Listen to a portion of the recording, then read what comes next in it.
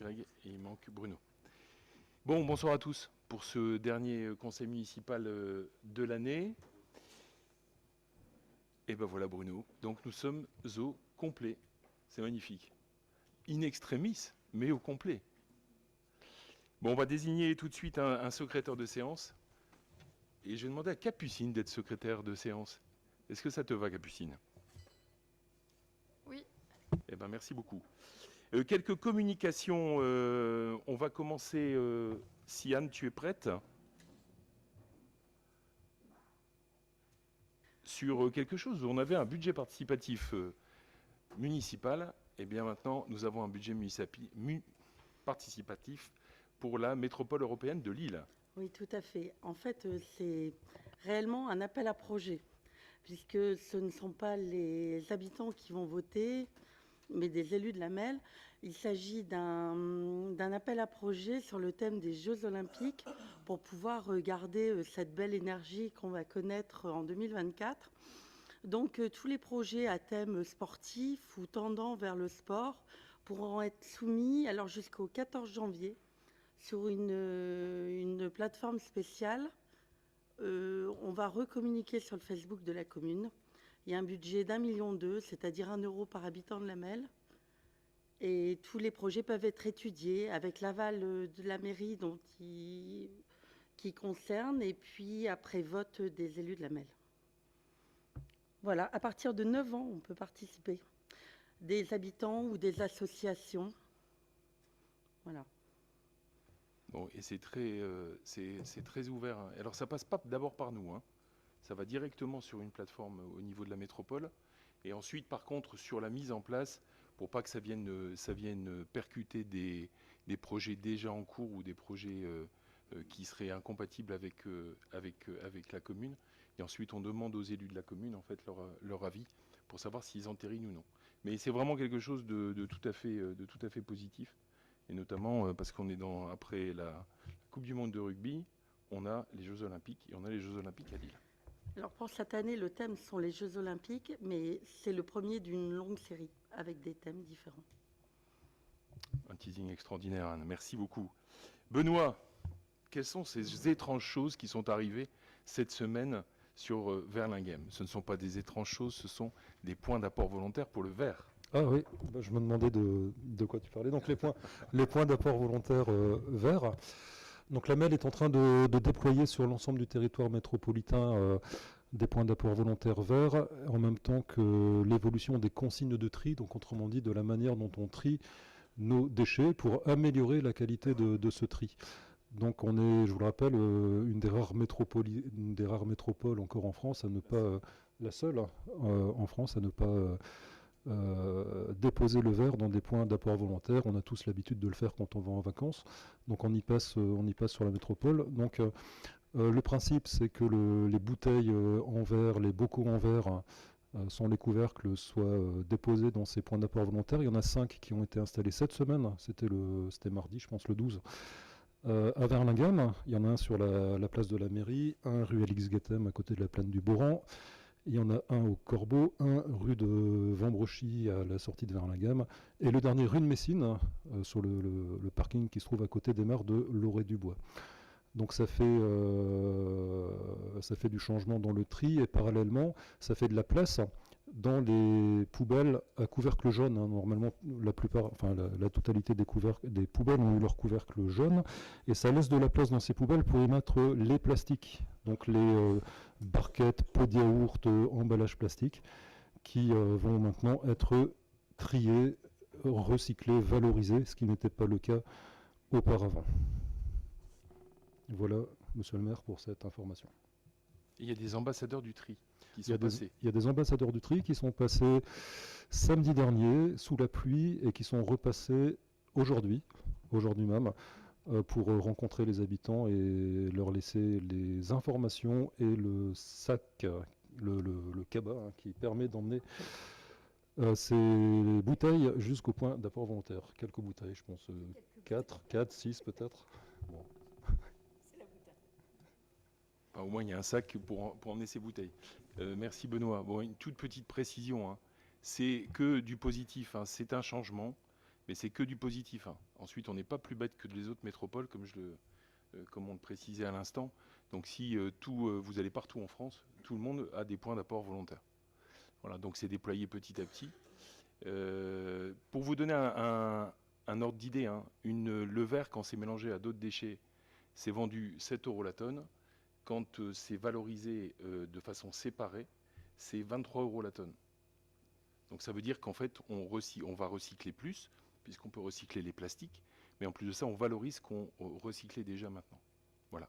Donc ça demande un petit changement, mais je suis sûr que ça va, après quelques semaines ou quelques mois, ça prendra. Ensuite, il y a des emplacements, voilà, qui ont été étudiés en commission, qui ont été étudiés avec la MEL, dans un souci d'être le plus efficace possible, d'être dans des points de passage, et aussi d'avoir un niveau en fait de proximité avec des habitations le moins proche possible.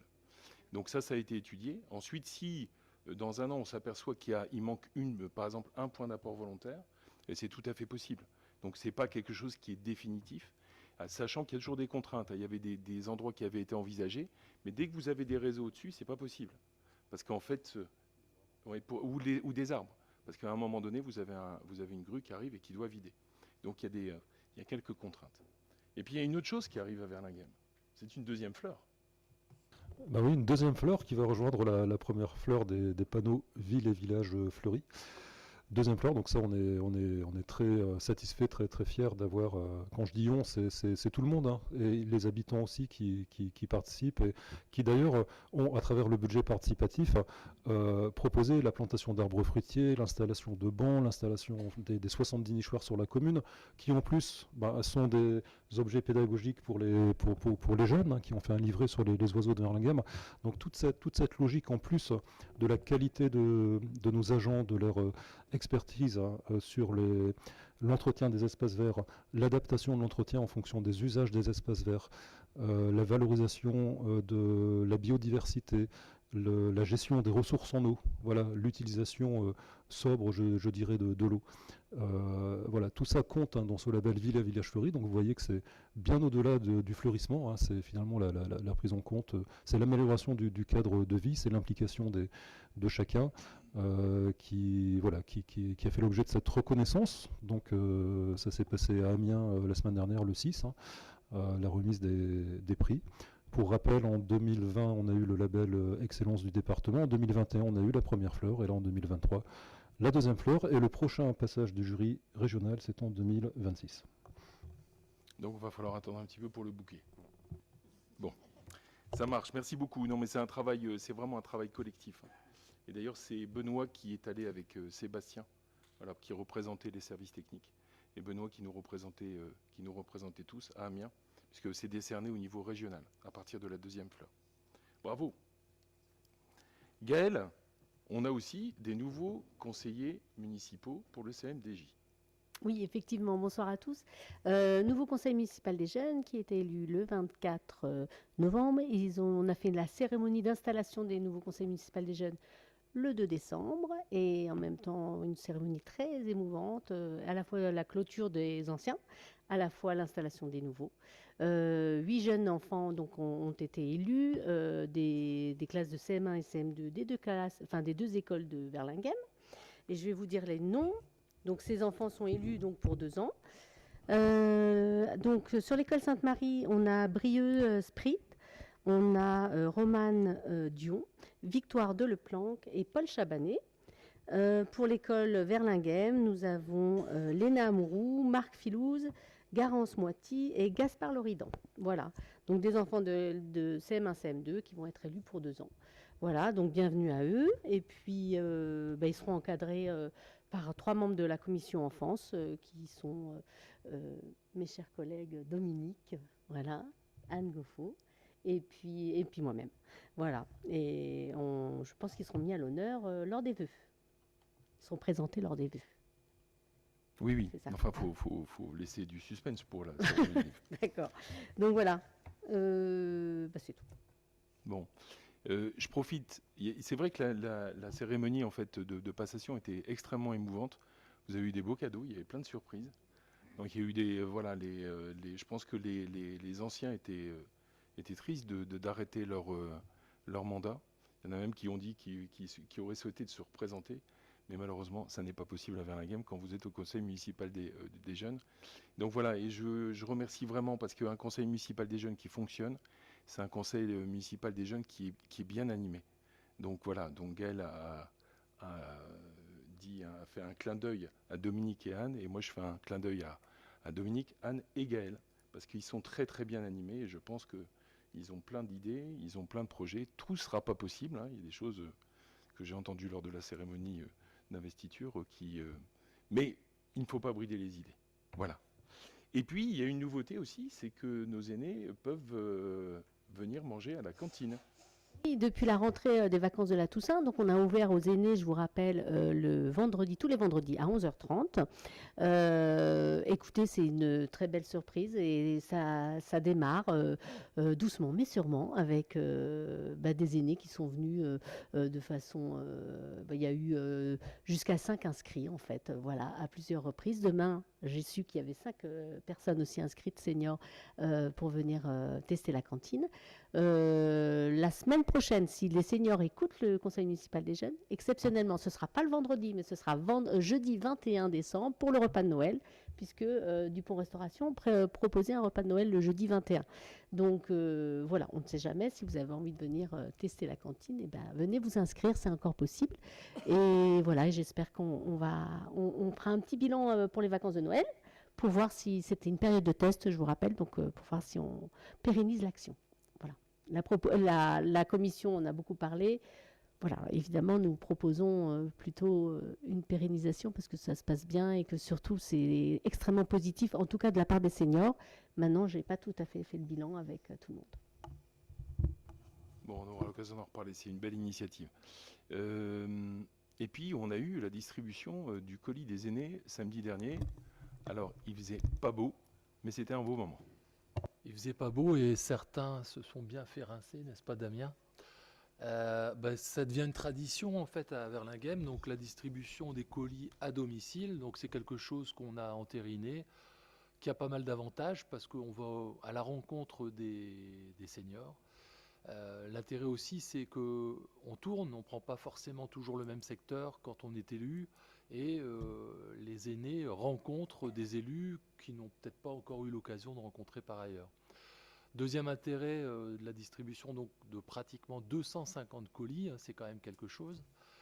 C'est aussi, on a parlé de lien intergénérationnel, mais depuis 2 ans, c'est la 2e année, on a des jeunes qui viennent rejoindre donc, des élus ou des membres du CCES pour aller distribuer les colis chez les aînés. Et là encore, c'est quelque chose qui nous tient à cœur et qui fonctionne bien. Donc on avait 7 ou 8 enfants qui sont venus samedi distribuer. Donc la distribution, elle s'est faite rapidement parce qu'on avait pas mal d'élus, comme c'était un samedi. En plus, il pleuvait, donc on n'avait peut-être pas envie de traîner non plus trop longtemps. Et puis on a été aidés par nos jeunes élus du conseil municipal des jeunes. Donc une opération, je pense qu'on reconduira l'année prochaine. Je peux me permettre un tout petit complément. C'était les jeunes, en fait, issus aussi des écoles, parce que c'est dans le cadre de leur passeport du civisme. Voilà, donc c'était une action à valider s'ils pouvaient. Et effectivement, ils ont été fidèles au rendez-vous. Super. Merci Christophe. Bon, et puis comme on ne s'est pas ennuyé, on a eu un très beau marché de Noël. Elsa. Bonsoir. En effet, le marché de Noël s'est déroulé vendredi dernier. Donc, c'était un marché de Noël solidaire au profit du Téléthon. Ce marché de Noël a réuni 9 artisans, les agriculteurs de Verlinghem, 4 commerces de restauration et puis le conseil municipal des jeunes, ils sont partout, qui ont vendu des coquilles, des bonbons, vin chaud, chocolat chaud, hot dog au profit du Téléthon. Donc, la commission vie agricole économique tenait à remercier sincèrement l'association des familles, donc d'avoir été le relais auprès du Téléthon, les agriculteurs qui ont reversé la totalité de leurs recettes au Téléthon, Verlinghem Foot qui s'est déplacé avec une délégation pour remettre un chèque également, le badminton, pour avoir organisé un tournoi au profit du Téléthon. Le tennis, parce qu'ils ont organisé également des doubles conviviaux, toujours au profit du Téléthon. Le judo, qui ont organisé des rencontres parents-enfants. Et l'Appel Sainte-Marie, qui a mis en place une vente de pain au chocolat au profit du Téléthon. Donc, on parlait de clin d'œil tout à l'heure. Je voudrais faire un clin d'œil également à Dominique, évidemment, à Gaëlle aussi. Et je ne voudrais pas oublier Grégoire et Capucine, sans qui le marché de Noël n'aurait pas été ce marché parce qu'ils se sont investis pleinement. Donc, merci beaucoup. Rendez-vous l'année prochaine pour la 4e édition du marché de Noël solidaire. Et Damien qui a fait le lien avec les clubs Damien, mais sportifs. bien sûr, je l'ai noté. Et en plus, Damien, qui a fait le lien avec toutes les associations. Merci beaucoup, Damien. Qui est allé au tennis, ensuite qui est allé au badminton. Et Anne. Et Anne également. Et la chorale. Et la chorale d'avoir innové et d'avoir osé chanter sur ce marché. Donc merci à tous en fait. Bon, vous avez compris que c'était un travail d'équipe. Hein. Alors quand l'équipe est grande, forcément ça prend un petit peu de temps quand on les remercie. Mais c'était vraiment à plusieurs formes. On a un espace de la boîte aux lettres du Père Noël. Enfin moi c'est parce que j'ai passé l'âge, mais je me retiens de ne pas faire une lettre. Voilà, c'était vraiment un beau marché de Noël. J'ai trouvé qu'il y avait beaucoup de monde. Et c'était super. Donc félicitations. Bravo. Et il y a plein de courriers. Bon, donc on ne s'est pas ennuyé au mois de décembre. J'ai oublié personne pour les communications? Non? Vous avez été destinataire du procès-verbal de la séance du 5 octobre. Est-ce que vous avez des remarques, des questions? Non? Je peux considérer qu'il est adopté?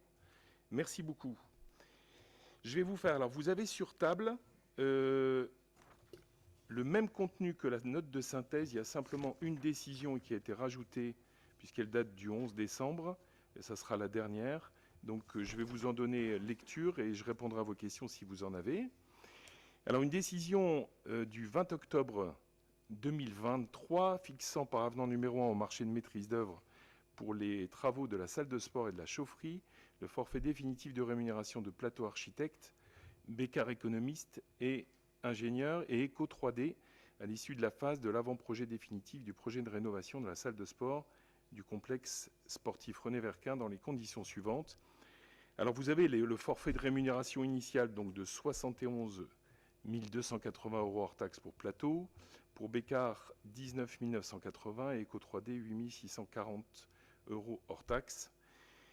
Alors le montant de l'avenant est de 61 822,04 €, donc ça c'est le montant hors taxe, et donc qui se répartit de la manière suivante. Pour plateau architecte 44 110,86 hors taxe, Bécard 12 364,41 et Eco 3D 5 346,77.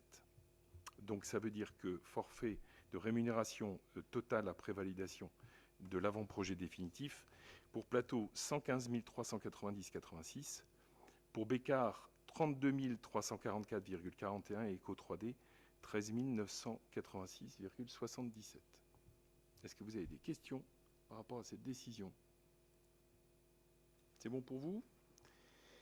Une autre décision du 24 octobre 2023 pour la conclusion d'un avenant d'ajustement contractuel au marché de prestation des services d'assurance pour le lot 4 risque statutaire confié à la SMACL Assurance à Niort à compter du 1er janvier 2024. L'avenant d'ajustement contractuel annexé à la présente décision comprend la couverture intégrale du temps partiel pour raisons thérapeutiques et modifie le taux de cotisation de la masse salariale pour les agents CNRACL à 4,71. Donc là, vous comprenez bien que c'est un ajustement tout simplement de taux.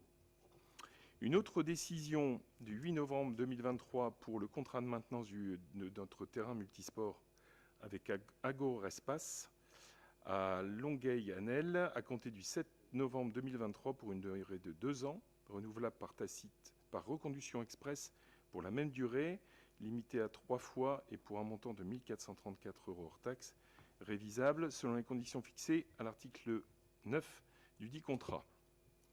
Une décision du 8 novembre 2023 pour la conclusion d'un contrat de maintenance du système de sécurité incendie et du système de détection d'intrusion pour les bâtiments dont vous avez la liste en dessous avec la société Avis à Plaisir à compter du 1er février 2024 pour une durée d'une année renouvelable par reconduction express sans que sa durée ne puisse excéder 3 années, soit le 31 janvier 2027 pour un montant de 4 271 € hors taxes, révisable selon les conditions fixées à l'article 12 du dit contrat. Alors, système de sécurité incendie, c'est globalement tous les bâtiments municipaux.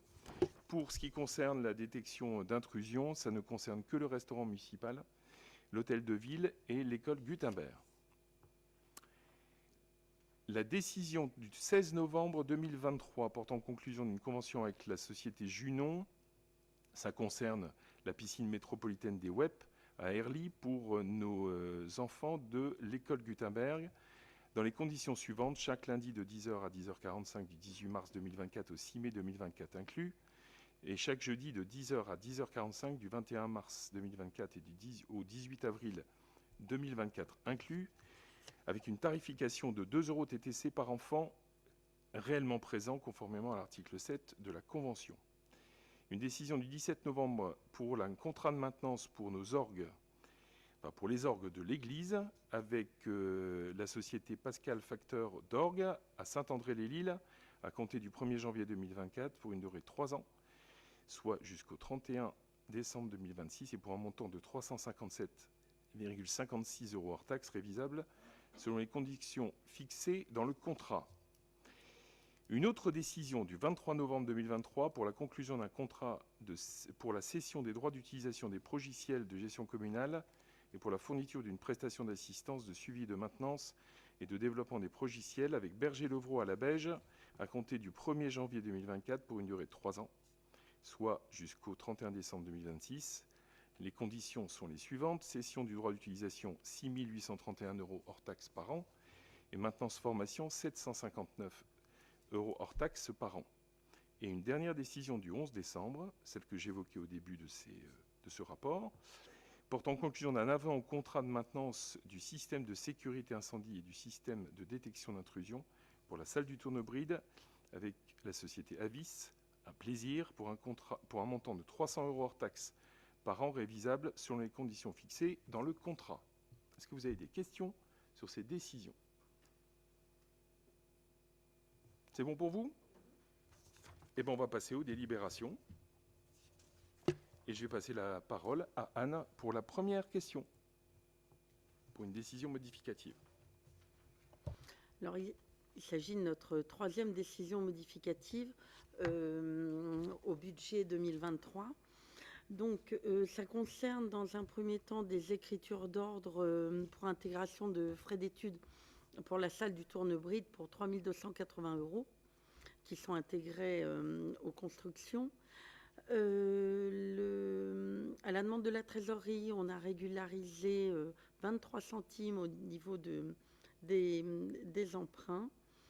Et on a ajouté des crédits d'études pour une étude de sol complémentaire pour les travaux de la salle de sport pour 30 000 €.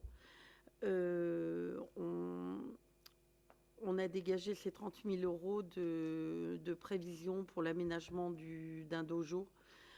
Et on a aussi 3 200 € de matériel de bureau et informatique pour l'école Gutenberg, qui a été intégré dans la catégorie bâtiment scolaire.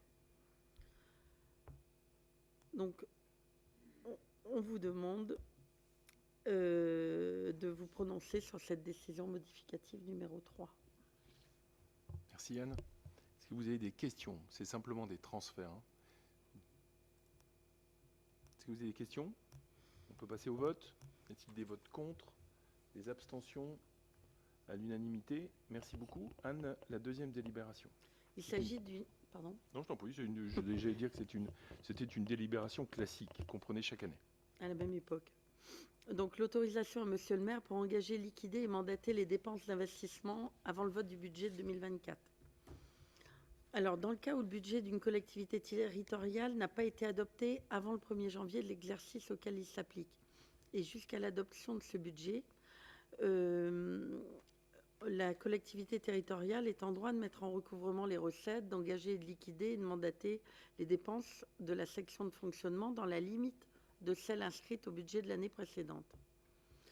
On est en droit de rembourser en capital les annuités de la dette venant à échéance avant le vote du budget et jusqu'à l'adoption du budget ou au plus au 15 avril. En l'absence d'adoption du budget avant cette date, l'exécutif de la collectivité peut, sur autorisation de l'organe délibérant, engager, liquider et mandater les dépenses d'investissement dans la limite du quart des crédits ouverts au budget de l'exercice précédent, non compris les crédits afférents au remboursement de la dette. Donc vraiment que les crédits d'investissement. Donc l'autorisation précise le montant, l'autorisation qu'on vous demande précise le montant et l'affectation des crédits. En fait, l'autorisation qu'on vous demande concerne les immobilisations incorporelles pour 9 000 € et les immobilisations corporelles pour 50 000 €. Donc, on vous demande d'autoriser Monsieur le maire à engager, liquider et mandater les dépenses d'investissement avant le vote du budget 2024 dans la limite du quart des dépenses totales de l'exercice précédent et dans les conditions exposées ci-dessus. Merci Anne.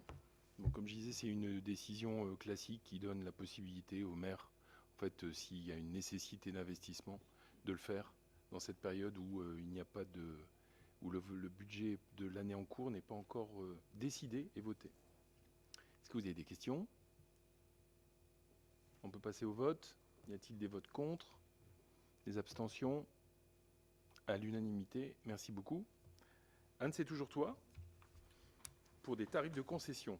De terrain, de columbarium, de dépôt d'urnes, cinéraires et dispersion de centres funéraires au cimetière communal à compter du 1er janvier 2024. Donc, on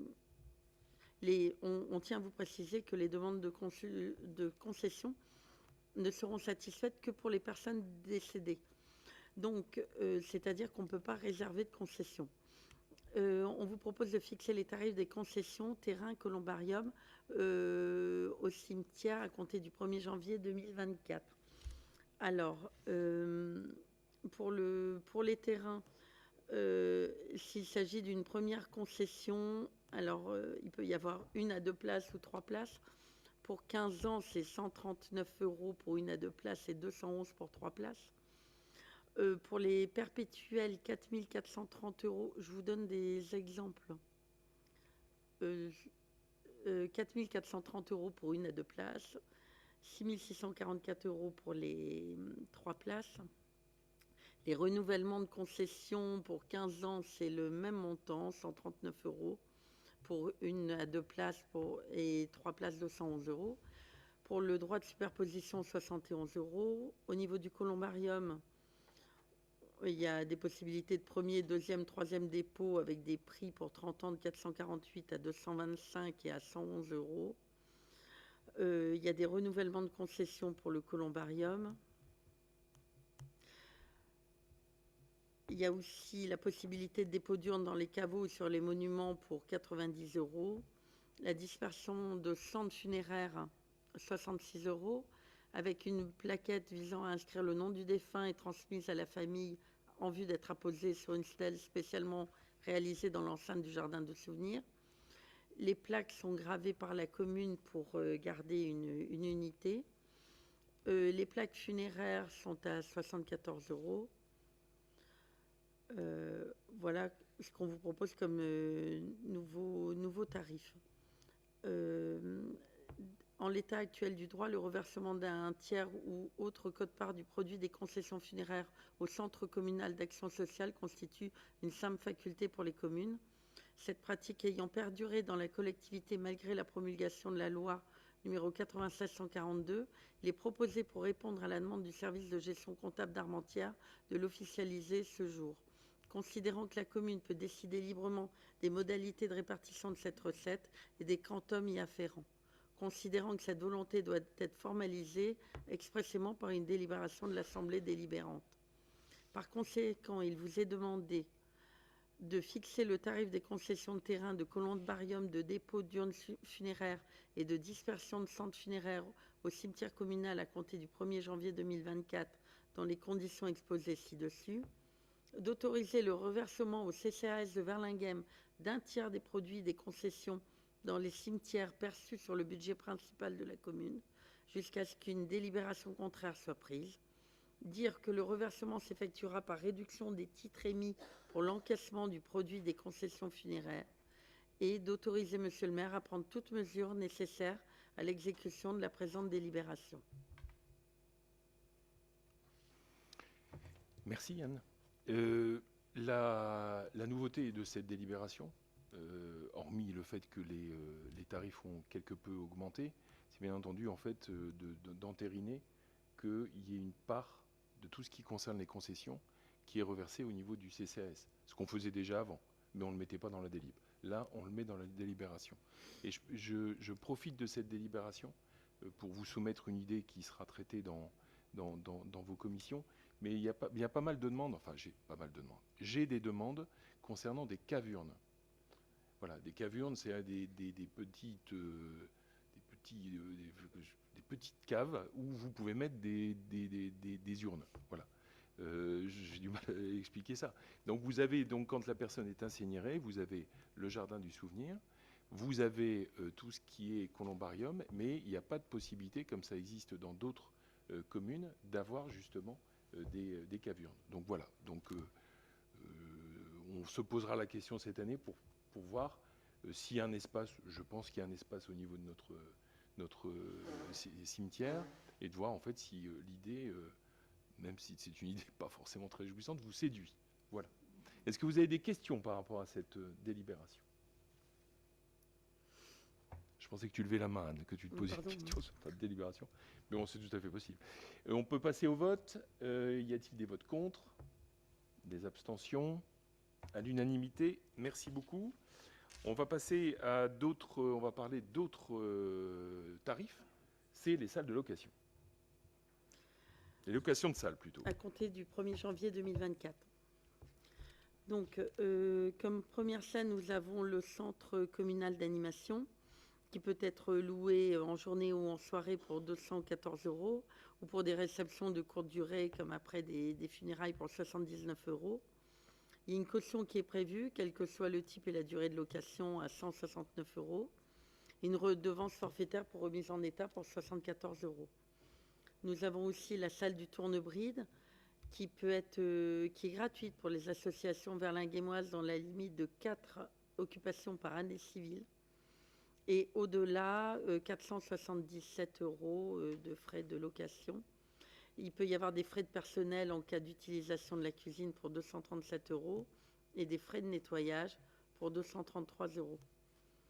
Ensuite, la salle et la cuisine peuvent être louées à des particuliers résidant à Verlinghem ou résidant à l'extérieur de Verlinghem ou à des entreprises verlinghémoises et extérieures. Alors ça, pour 1 jour ou 2 jours consécutifs. Il y a des formules sans chauffage, avec chauffage. Donc pour des particuliers, pour une journée, c'est 701 € sans chauffage et 1519 € pour 2 jours consécutifs avec chauffage. Pour les non-verlinghémois, c'est 1169 € pour 1 jour sans chauffage ou 2221 € pour 2 jours consécutifs avec chauffage. Et pour les entreprises, c'est 1402 € dans le même exemple, ou 2922 € pour 2 jours consécutifs avec chauffage. Les forfaits de nettoyage sont proposés à 233 €, quelle que soit la formule. Il y a prévu des pénalités de nettoyage supplémentaires pour 118 €. Et dans la même idée, l'heure supplémentaire de location, maximum 3 heures supplémentaires, c'est 118 € par heure. Et la caution pour les particuliers verlinghémois est de 567 €, 737 pour les non-verlinghémois et 902 pour les entreprises. Alors, pour la salle uniquement, ce sont des prix inférieurs puisqu'il n'y a pas la cuisine, qui sont de 410 € pour une journée pour des verlinghémois sans chauffage. Le forfait nettoyage est aussi de 233 €. La pénalité nettoyage supplémentaire 118 euros. Et les heures supplémentaires au maximum de 3, 118 euros l'heure. Et les montants de caution sont les mêmes que cités précédemment, dans le cas où on loue aussi la cuisine. Pour des événements familiaux de courte durée, de maximum 4 heures, les particuliers verlinguémois peuvent louer le tournebride pour 351 euros et les non-verlinguémois 584 euros. Ça, c'est sans chauffage. Avec chauffage, c'est 467 ou 701. Le forfait nettoyage est toujours à 233. Les pénalités nettoyage supplémentaires 118 et les montants de caution toujours identiques. Alors pour les entreprises, on est à 584 euros sans chauffage et avec chauffage 701 et même forfait nettoyage à 233. Nettoyage supplémentaire 118 et caution 737. Il y a des possibilités de réunion de partis politiques et de réunions en vue d'élections municipales. La durée, c'est maximum 4 heures, préparation et installation comprises. Donc sans chauffage, 351 euros, avec chauffage 467, forfait nettoyage 233, pénalité nettoyage supplémentaire 118, la caution 737. Donc il vous est demandé de vous prononcer sur ces dispositions tarifaires. Merci Anne. Juste une précision, on parlait des PAV tout à l'heure. Concernant le verre, quand on louera une salle à Verlinghem, bien entendu, comme tout le monde, on gérera le verre. Parce que c'est bien entendu pas nos gars qui vont gérer ça. Voilà, donc ça va être un petit changement. Voilà, vous faites une soirée, vous avez bu 3 bouteilles, vous avez votre petit sac, vous allez le mettre dans un PAV. Donc ça sera un petit changement. Il faudra un petit peu plus de discipline par rapport à ça, mais qui accompagne en fait la discipline générale et la discipline globale. Est-ce que vous avez des questions sur cette délibération ? C'est bon pour vous ? Enfin, c'est bon pour vous. Qui vote contre ? Y a-t-il des abstentions ? À l'unanimité, on peut passer à la question suivante. Et on va parler avec Gaëlle des centres de loisirs. Oui, comme d'habitude à cette époque, nous vous proposons d'adopter les tarifs d'inscription aux accueils de loisirs sans hébergement à compter du 1er janvier 2024. Alors, ces tarifs seront dans les mêmes conditions que l'année dernière. Enfin, l'accueil sera dans les mêmes conditions que l'année dernière. Je vous rappelle que les centres sont en mutualisation avec la commune de Lompré, donc on s'est mis d'accord avec la commune de Lompré. Et donc les tarifs, je vais vous en donner quelques-uns aussi pour illustrer, mais voilà, le tableau est là. Les tarifs ont augmenté de 3% d'augmentation, et du coup, pour un enfant verlinguémois sur une base de 5 jours pour la semaine, les tarifs sont de 64,89 € pour la tranche la plus haute en quotient familial, 21,63 € pour la tranche la plus basse. Voilà, et puis c'est dégressif quand on a un deuxième enfant ou un troisième enfant. Pour les enfants de communes extérieures, la tranche la plus basse pour un enfant, c'est 66,95 € la semaine, et pour la tranche la plus haute, c'est 92,70 €. Voilà, et c'est aussi dégressif quand on a plusieurs enfants. Voilà, il y a un tarif qui est prévu aussi pour la base de 4 jours, qui n'est possible que quand il y a un jour férié. C'est-à-dire que les parents ne peuvent pas choisir 4 jours ou 5 jours. C'est uniquement quand il y a un jour férié. Voilà. Donc, c'est pour ça qu'on a prévu des tarifs sur 4 jours. Puis ensuite, il y a les tarifs sur le repas et la garderie, puisqu'il y a une garderie avant et après les centres de loisirs, qui sont le garderie du matin de 2,06 €, qui sont prévus de 8 à 9 et de 17 à 18 heures. Voilà, et la garderie du soir qui est au même tarif à 2,06 €. Voilà, et les repas pour la semaine de 5 jours sont de 22,66 € pour la semaine de 5 jours, et la cantine pour le repas et la semaine de 4 jours de 18,54 €. Voilà, donc il est demandé au conseil municipal de se prononcer et de voter sur ces dispositions et ces tarifs.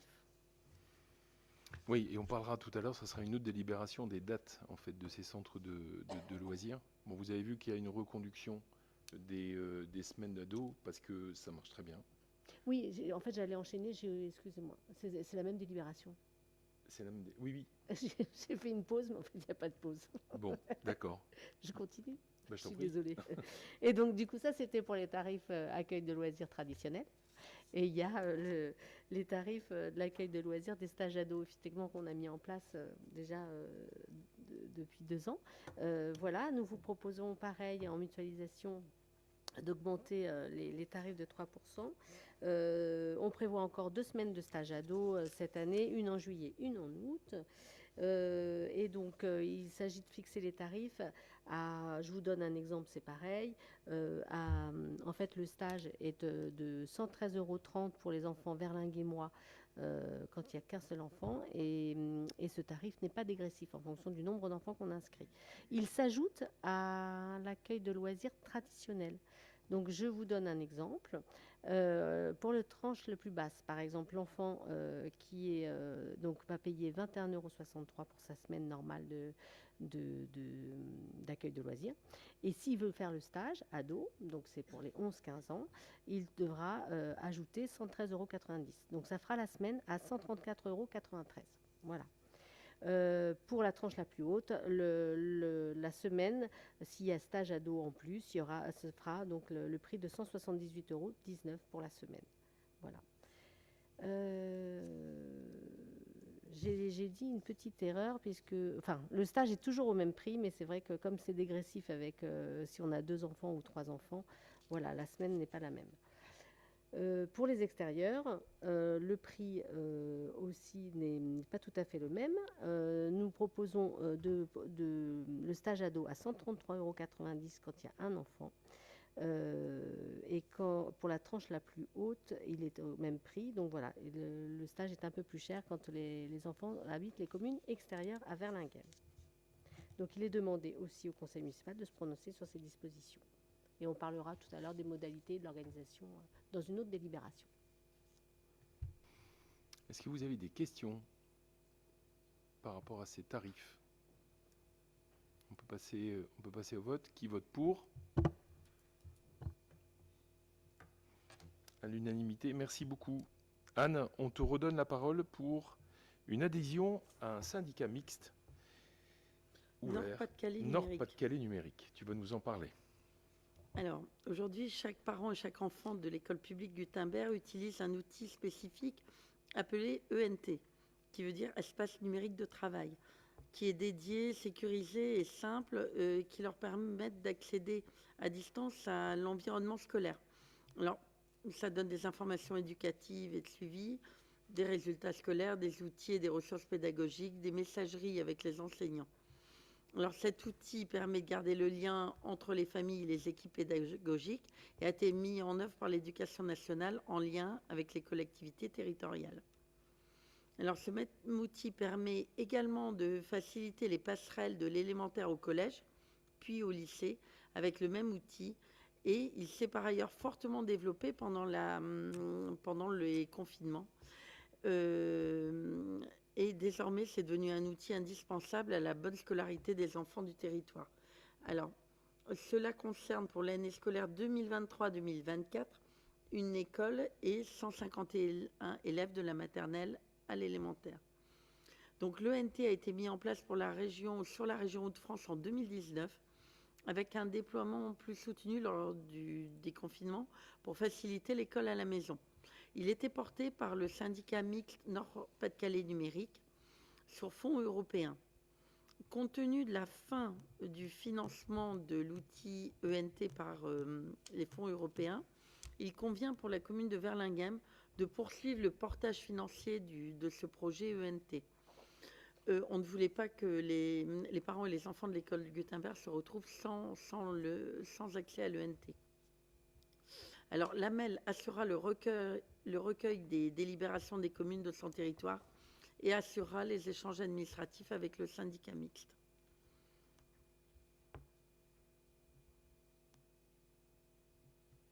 Alors, considérons qu'à la suite de la loi pour la refondation de l'école et de la République du 8 juillet 2013, la commune de Verlinghem poursuit, aux côtés des autres collectivités territoriales et de leurs groupements, ainsi que de l'État, l'objectif d'un développement du numérique éducatif des établissements scolaires, compte tenu de sa compétence en matière d'usage numérique.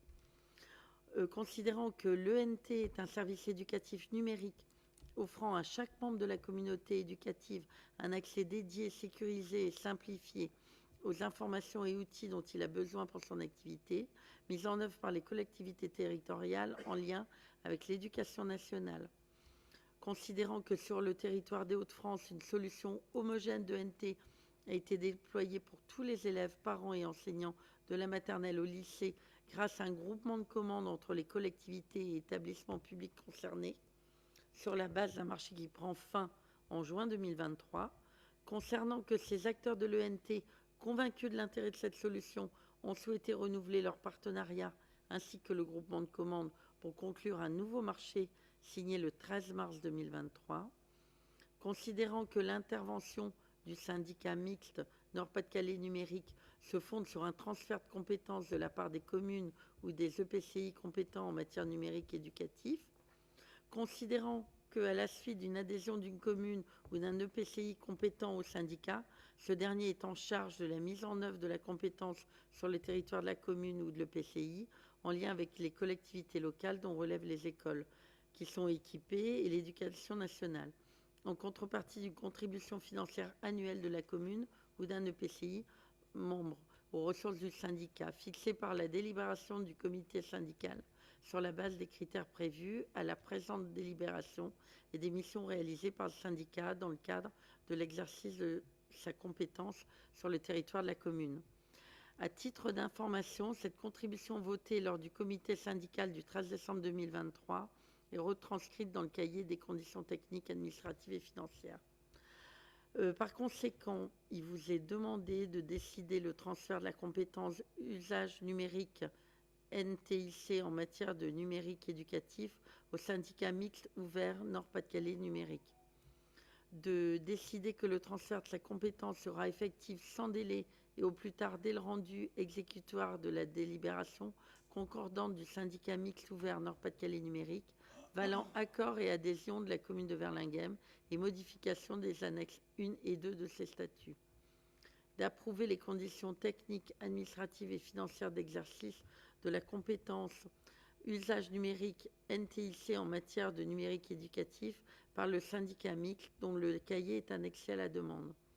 De prendre acte de la convention de partenariat entre le syndicat mixte Nord-Pas-de-Calais numérique et l'éducation nationale pour la mise en œuvre d'un ENT également annexé à la présente, dont vous avez dû recevoir copie. De demander à adhérer au syndicat mixte ouvert Nord-Pas-de-Calais numérique, d'approuver les statuts du syndicat mixte ouvert Nord-Pas-de-Calais numérique annexé à la présente, de décider le versement de la ou des contributions annuelles obligatoires au syndicat mixte ouvert Nord-Pas-de-Calais numérique, de désigner une représentante ou représentant du conseil municipal comme délégué, soit au comité syndical, soit au collège des communes désignant les représentants au comité syndical, conformément à l'article 8.1, composition du comité syndical, figurant dans les statuts du syndicat mixte. Vous avez reçu différentes pièces afférentes à cette question et qui étaient jointes à la note de synthèse qui vous a été envoyée. Les statuts, le cahier des clauses techniques et la convention de partenariat. Merci Anne. Bon, pour faire simple, je ne dis pas que ça n'était pas simple, c'était complet. Avant, il y avait un service qui était pour les enfants des écoles publiques, où il n'y avait absolument aucun coût pour la commune. Et là, en fait, si on adhère à Nord-Pas-de-Calais numérique, c'est ça ? C'est Nord-Pas-de-Calais numérique, ça nous permet d'avoir en fait un tarif préférentiel et surtout de ne pas avoir de rupture de service, notamment entre les enseignants, les familles et les enfants. Voilà.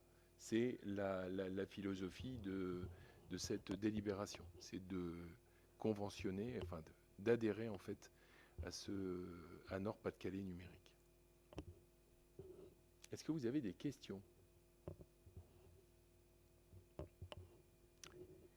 Alors vous avez vu qu'il y a quelque chose d'important, c'est qu'il faut désigner un représentant du conseil municipal comme délégué. Et donc, il y a Gaël qui s'est proposé. Voilà, il faut simplement en fait un délégué. Hein. Quelquefois, il faut un délégué titulaire, un délégué suppléant. Là, il n'y a besoin que d'un seul délégué. Je voulais savoir s'il y avait d'autres personnes qui souhaitaient être déléguées de Nord-Pas-de-Calais numérique. Antoine? Non. Bon. Et si ça vous allait qu'on vote à main levée pour désigner Gaël et pour entériner cette adhésion. C'est bon pour vous? Donc on va passer au vote. Qui vote pour l'adhésion à Nord-Pas-de-Calais numérique et à désigner Gaël comme délégué? Tu votes Gaël ou tu votes pas? Bah tu peux voter pour toi, hein, c'est important quelquefois de voter pour soi. À l'unanimité? Merci beaucoup. On passe à une... merci et bravo Gaël. Non mais voilà, il ne traite pas que de cet outil-là, hein. Il y a d'autres sujets, notamment sur le déploiement du numérique dans les écoles primaires. Merci Gaël. On passe à la délibération numéro 7 pour créer des postes d'agents recenseurs pour le recensement dans notre commune. Anna. Alors, 5 postes. Alors, notre commune réalisera les opérations de recensement de la population du 18 janvier au 17 février 2024. Donc, il est nécessaire de créer ces 5 postes et de définir les conditions de rémunération. Nombre d'emplois 5, statut non titulaire et la nature des fonctions agent recenseur. Du 2 janvier 2024 au 17 février 2024, puisqu'on inclut les demi-journées de formation. Donc, on vous propose de rémunérer les agents à raison de 2 € bruts par feuille de logement remplie, d'1,50 € brut par bulletin individuel rempli, 40 € brut par demi-journée de formation. Il y aura une demi-journée le 2 janvier, une autre demi-journée le 9 janvier. Une prime forfaitaire de 100 € brut pour les frais de transport pour ces 2 demi-journées de formation. Et une prime forfaitaire de 150 € brut de résultats pour chaque agent ayant recensé au moins 90% des logements de son secteur de recensement. Par conséquent, il est demandé au conseil municipal de se prononcer sur ces dispositions. Est-ce que vous avez des questions? Bon, je peux vous confirmer que nous avons nos 5 agents recenseurs. Donc voilà, l'objectif de cette délibération, c'est de leur donner une rétribution qui est nécessaire. C'est pas facile d'être agent recenseur. Et donc, c'est aussi une partie de la reconnaissance d'un travail qui est vraiment extrêmement utile. Est-ce que vous avez des questions? On peut passer au vote. Y a-t-il des votes contre? Des abstentions? À l'unanimité? Merci beaucoup. Une autre délibération qu'on prend également chaque année sur la création de postes d'agents contractuels sur des emplois non permanents. Pour faire face à un besoin lié à un accroissement temporaire d'activité et l'autorisation de recrutement. Alors, les besoins de service justifient le recrutement d'agents contractuels supplémentaires, notamment pour la pause méridienne des élèves. Donc, en conséquence, il vous est proposé de créer 10 postes d'agents contractuels pour faire face à un besoin lié à un accroissement temporaire d'activité pour une période de 12 mois, allant sur l'année civile, allant du 1er janvier 2024 au 31 décembre 2024 inclus. Donc, ces agents assureraient des fonctions d'animateurs à temps complet pour une durée hebdomadaire de service de 8 heures par semaine. Et la rémunération de ces agents serait calculée par référence au premier échelon du grade de recrutement d'adjoint d'animation. Alors, par conséquent, il vous est demandé de vous prononcer sur les dispositions suivantes.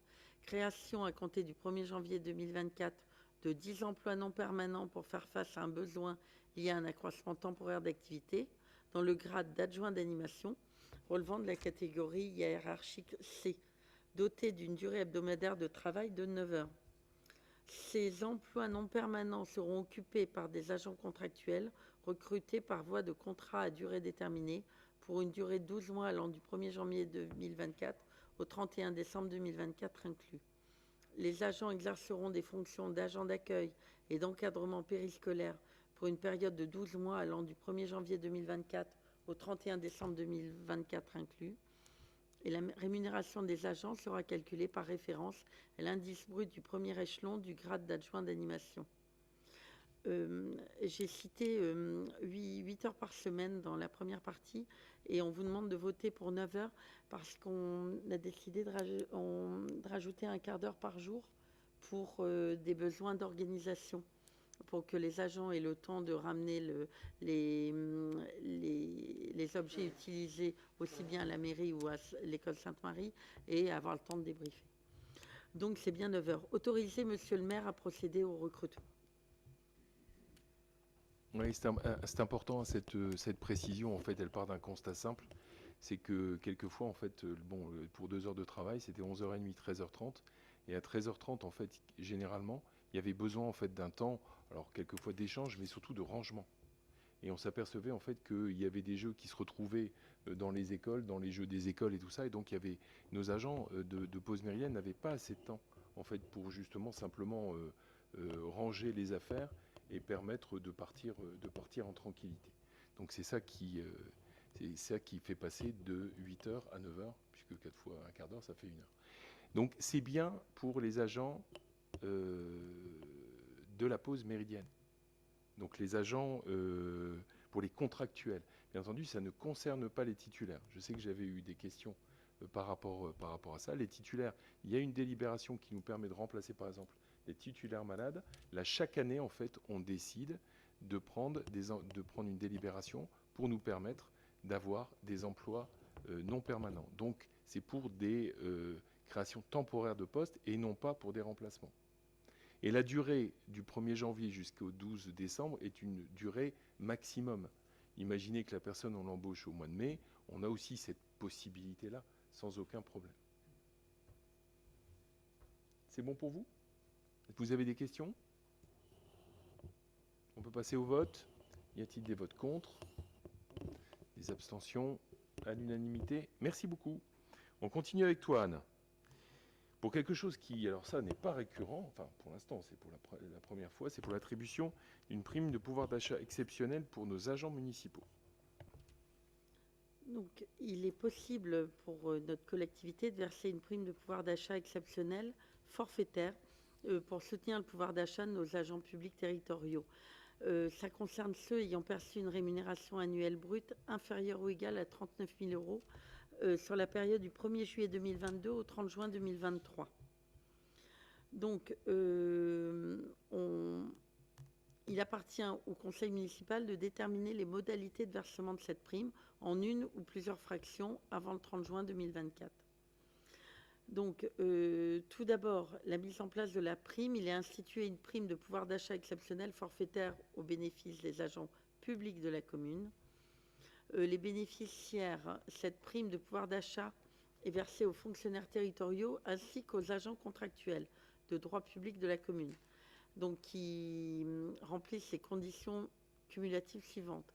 Avoir été nommé ou recruté par notre collectivité à une date d'effet antérieure au 1er janvier 2023.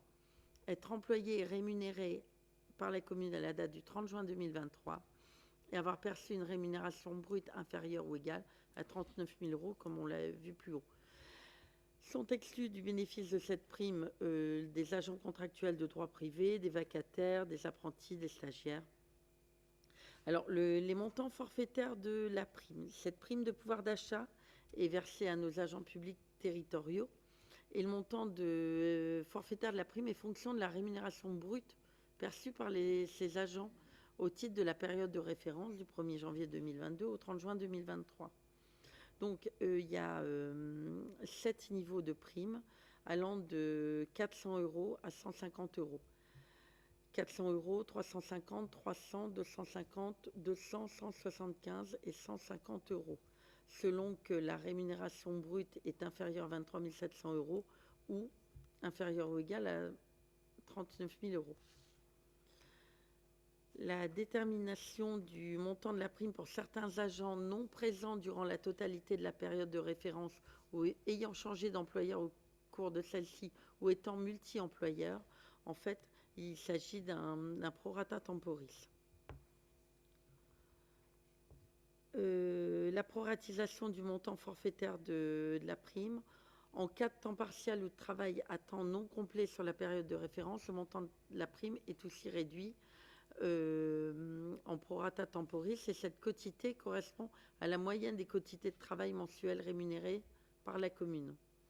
En cas de durée d'emploi réduite impliquant une absence de rémunération sur une partie de la période, le montant de la prime est fixé à proportion de la durée d'emploi rémunérée.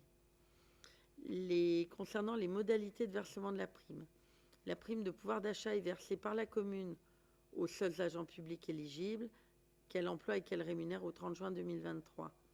Elle sera versée une seule fois avant le 30 juin 2024 et les crédits correspondants seront prévus et inscrits à notre budget que l'on votera au premier trimestre 2024. Alors, règle de cumul.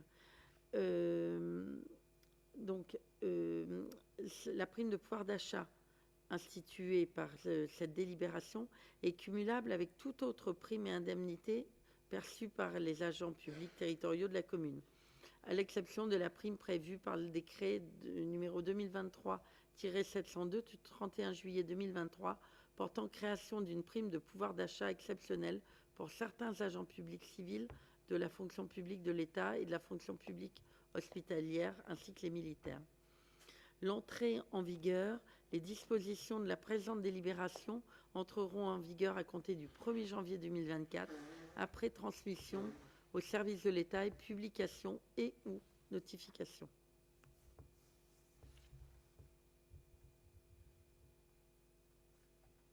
Merci Anne. Bon, c'est un message important. Enfin, c'est une disposition importante que je vous propose de voter pour nos agents. Voilà, sachez que en fait, l'État l'a fait pour ses agents et a donné la possibilité aux agents territoriaux, aux communes, de le faire ou aux collectivités locales et territoriales de le faire pour leurs agents. Voilà, donc c'est pas une obligation. Donc c'est quelque chose que je vous propose de faire avec une prime qui est quand même tout à fait conséquente et qui sera, vous avez toutes les conditions en fait de versement. Est-ce que vous avez des questions? Pas de questions? On peut passer au vote. Qui vote pour ces dispositions, pour cette prime? À l'unanimité, merci beaucoup pour nos agents. On parle de la convention, du renouvellement de la convention avec la commune de Lompré et également l'association de développement musique. C'est Anne. Alors, il s'agit d'une subvention annuelle. C'est des sous. À l'association de développement musique. Cette convention arrive à terme au 31 décembre 2023. Il vous est proposé de renouveler cette convention pour une durée d'une année pour 2024. La convention définit notamment les modalités de mise à disposition des locaux municipaux, les conditions de versement de la subvention communale annuelle et les modalités de mise à disposition de matériel. La subvention annuelle sera versée dans les conditions suivantes. Donc 175 € par élève de moins de 18 ans ou 20 ans pour ceux qui ont entamé un cursus depuis 5 ans à la date de reprise des cours, habitant la commune de Verlinghem, inscrits en apprentissage simultané du solfège et d'un instrument de musique. Et pour les autres cas, tels que l'apprentissage d'un instrument seul ou l'apprentissage du solfège seul ou l'éveil musical seul, 115 € par élève de moins de 18 ans ou 20 ans pour ceux qui ont entamé un cursus depuis 5 ans à la date de reprise des cours et habitant la commune de Verlinghem. La subvention annuelle sera versée sur la base d'un nombre maximal de 45 élèves inscrits par commune. Si le nombre d'inscriptions est inférieur à 45 élèves, le montant de la subvention sera proratisé. Par conséquent, il vous est demandé d'approuver les termes de la convention tripartite entre la commune de Verlinghem, la commune de Lompré et l'association de développement musique Lompré-Verlinghem, qui est annexé à la présente délibération et que vous avez reçu.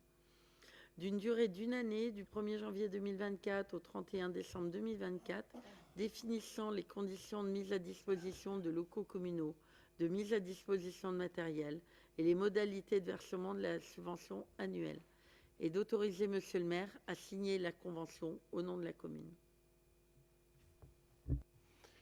Merci Anne. Bon, il s'agit d'un renouvellement tel quel de la convention qui existait déjà. Vous savez que l'association Développement Musique a connu un changement de bureau. Donc voilà, je pense que c'est bien reparti, hein. Damien, il y a combien d'adhérents? Je pense qu'on est à... Justement, à ce sujet, on peut féliciter le jeune président Barnabé Bachy, en fait, qui a repris les rênes, enfin la présidence de cette association intercommunale. Je rappelle que cette association, c'est des enseignants, des professeurs salariés, c'est important, et qu'il arrivait à pérenniser les effectifs. Donc à peu près 90 élèves à la fois pour Lompré et Verlinghem. Donc, et il participe aussi à différentes prestations pour la commune, prochainement sûrement aussi pour les vœux. On ne va pas aller plus loin, mais c'est vrai qu'il est venu aussi au Forum des associations, faire une animation musicale, également au cinéma plein air. Donc ça joue à plein sens et je le félicite. Oui, d'ailleurs, on en profite pour leur dire qu'ils font leur Noël, le Noël de l'association. C'est mercredi prochain de 17h à 20h au Tournebride. Est-ce que vous avez des questions par rapport à cette délibération, à cette reconduction en fait? D'accord. Pas de questions? Y a-t-il des votes contre, des abstentions? À l'unanimité, merci pour l'association de développement musique. Et là, on va passer aux dates Tout à fait. pour les centres de loisirs. Voilà. Là, il convient de vous prononcer sur les périodes et les modalités de fonctionnement des ALSH. Du coup, toujours pareil, en mutualisation avec la commune de Lompré, on va repasser en fait toutes les vacances de l'année. Donc, je vous propose pour les vacances d'hiver de vous prononcer sur les dates du 26 février 2024 au 8 mars 2024. Les tranches d'âge, c'est toujours 2 ans à 15 ans révolus, et pour une capacité d'accueil de 70 places. Et ça, l'hiver, c'est donc l'organisation par la commune de Verlinghem pour les 2 communes. Ça se passera donc à Verlinghem. Au printemps, ça se passe à Lompré pour les 2 communes, pour 70 places, du 22 avril au 3 mai 2024.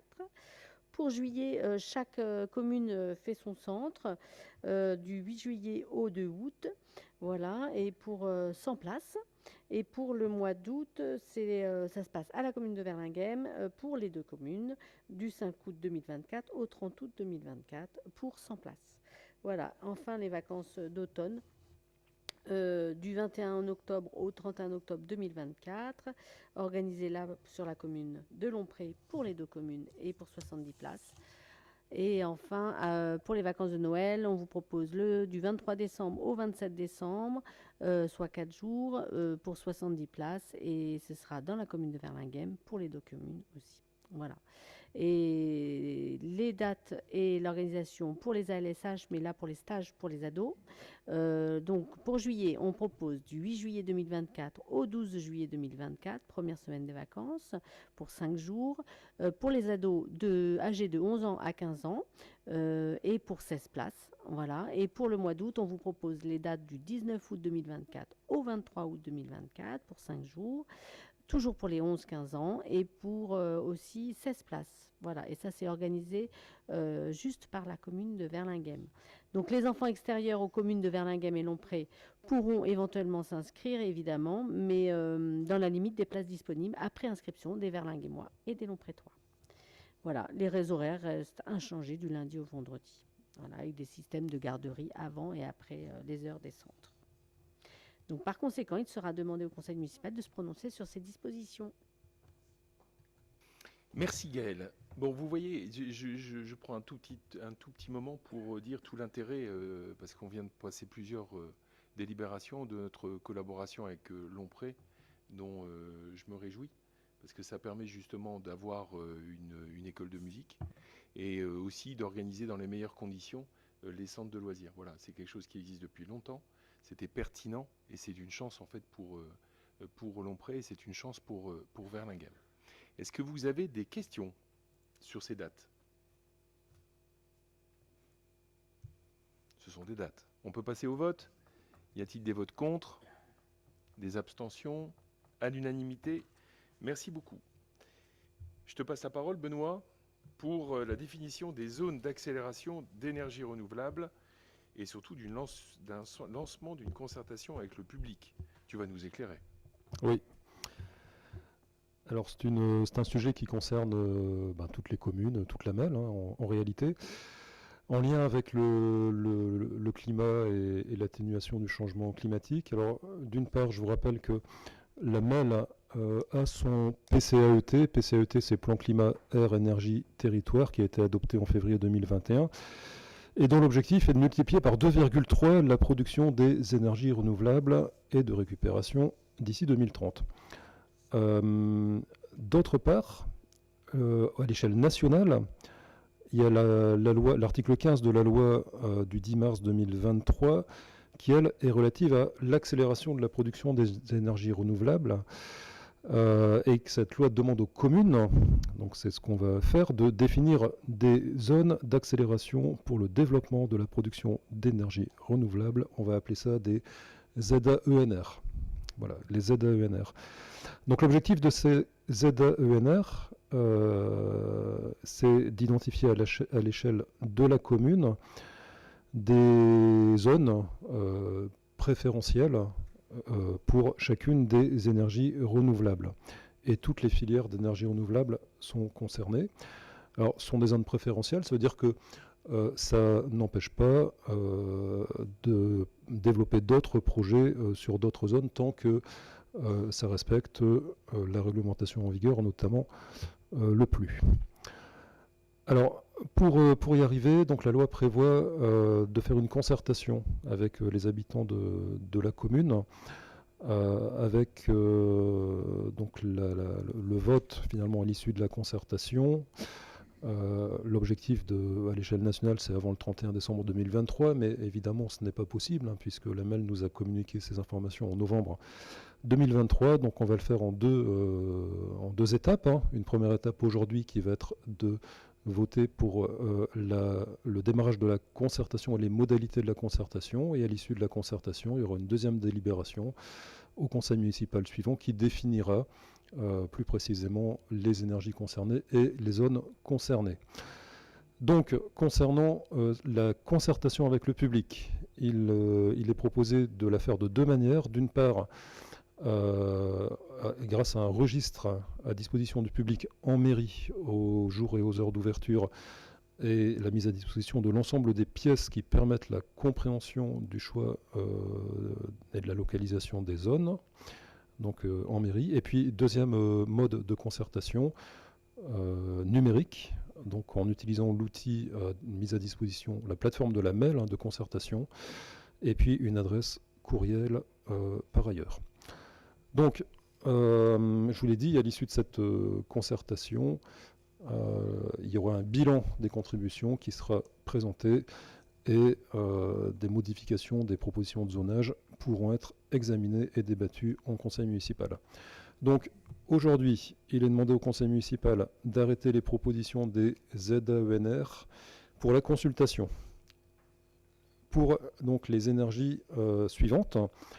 D'une part, le solaire photovoltaïque au sol, mais dans une seule situation, s'il y a synergie avec activité agricole, ce qu'on appelle l'agrivoltaïsme, et cela sur l'ensemble du territoire. Deuxième modalité, le solaire photovoltaïque sur les bâtiments, et là sur l'ensemble du territoire pour cette énergie. Troisième modalité, le solaire photovoltaïque sur les ombrières de parking, et sur l'ensemble du territoire. Et quatrième modalité, la biomasse. Donc là aussi, proposer d'instaurer une zone d'accélération sur l'ensemble du territoire pour cette énergie. Et puis de décider de fixer les modalités de concertation avec la population durant toute la durée de l'élaboration comme exposé ci-dessus. Et d'ailleurs, j'ai oublié d'annoncer, j'ai lu trop vite, j'ai oublié d'annoncer la durée, la période de la concertation. Donc cette concertation sera menée entre le 13 janvier 2024 et le 18 février 2024. Merci beaucoup. Donc vous avez vu que c'était une partie d'une loi justement visant à faire réfléchir et à mettre en mouvement par rapport aux énergies renouvelables. Bon, on a eu, ça a été un peu les mois dans toutes les communes parce qu'on nous demandait d'abord de tout faire au 31 décembre et comme on nous en a parlé début novembre, c'était un peu compliqué. Voilà, donc on a eu cette ouverture-là, notamment de prendre le temps de lancer une concertation qui, je vous le rappelle, est indicative. C'est-à-dire qu'on ne va pas, si on décide avec telle énergie sur telle zone peut faire autre chose, et on peut faire une autre énergie sur une autre zone. Ça n'a pas d'aspect contraignant. C'est vraiment des choses qui sont indicatives. Voilà. Donc j'espère qu'il y aura le maximum de participation. Ensuite, je vous rappelle que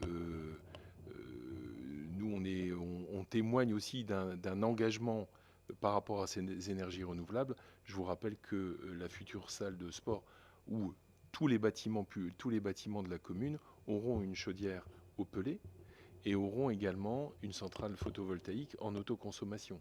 Donc voilà, on ne fait pas simplement d'en parler ou de lancer une concertation pour accélérer la réflexion au niveau de la commune.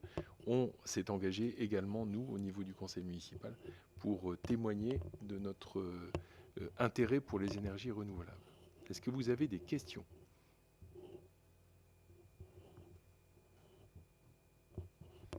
Pas de questions ? On peut lancer la consultation ? Mais que à partir du 13 janvier. 13 janvier. Oui, ne vous inquiétez pas, on va voter. Donc on passe au vote pour ces dispositions et pour lancer la concertation dans le cadre de l'accélération des énergies renouvelables. Qui vote pour ? À l'unanimité. Merci beaucoup. Il nous reste 2 délibérations. Vous avez reçu le rapport annuel d'activité pour 2022 du service public du SIDEN pour la distribution d'eau potable. Est-ce que vous avez des questions par rapport à ce rapport, qui est une simple communication ?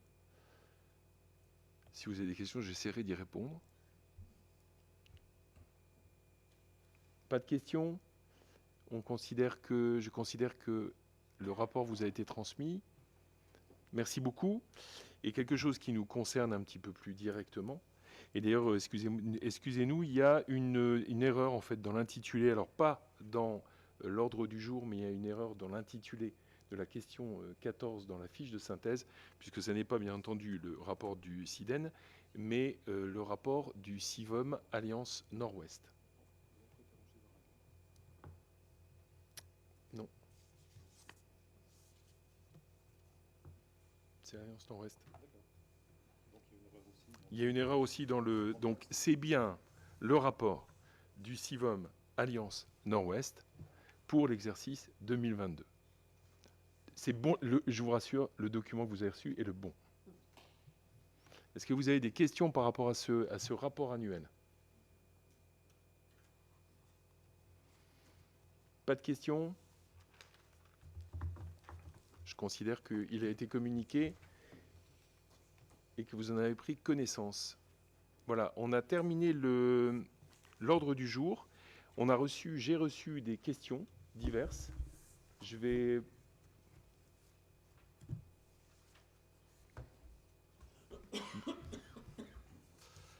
Ouais, donc j'avais quelques interrogations par rapport à, on va dire, au problème de circulation sur la commune. Sachant que, bon, il est constaté que quand même dans nos petits chemins, il y a un problème de circulation aux heures de pointe. C'est pour ça que je pense qu'il a été, il a été mis en place une restriction de circulation sur le chemin noir il y a quelques temps. Donc j'aurais éventuellement voulu savoir ce qu'il en était, s'il y avait un bilan et si éventuellement comment dire, il était programmé de mettre en place une telle restriction sur d'autres chemins. Je pense notamment au chemin de Saint-Gain qui est assez problématique. On constate régulièrement qu'il y a des voitures au fossé et que les accotements ils sont dans un état un peu préoccupant. Donc voilà. Par rapport à ça, on avait... Enfin, j'enchaîne un peu mes questions, je sais pas si... Tu fais comme tu veux, Antoine. Par rapport à ça, on avait il y a quelque temps recensé un peu justement dans ces chemins peut-être le besoin d'aménager des zones de croisement. Alors, je sais pas, depuis qu'on a recensé ça, on n'entend plus parler forcément de ces aménagements. Est-ce que c'est quelque chose qui qui est toujours dans les tuyaux. Je pense que c'est la MEL qui décide un peu de ça. Donc est-ce que c'est toujours d'actualité ou pas?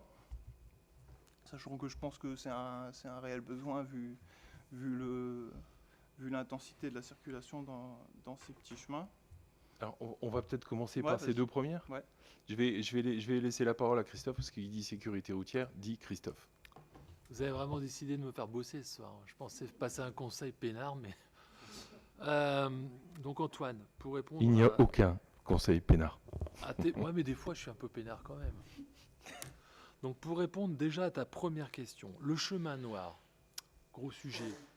Chemin noir, la raison initiale donc, de l'arrêté qui a été pris, c'est une augmentation progressive du flux. Alors, vous connaissez l'historique, hein, Waze qui dit aux gens, sortez là, ce sera bien, passez au chemin noir, vous gagnerez un peu de temps.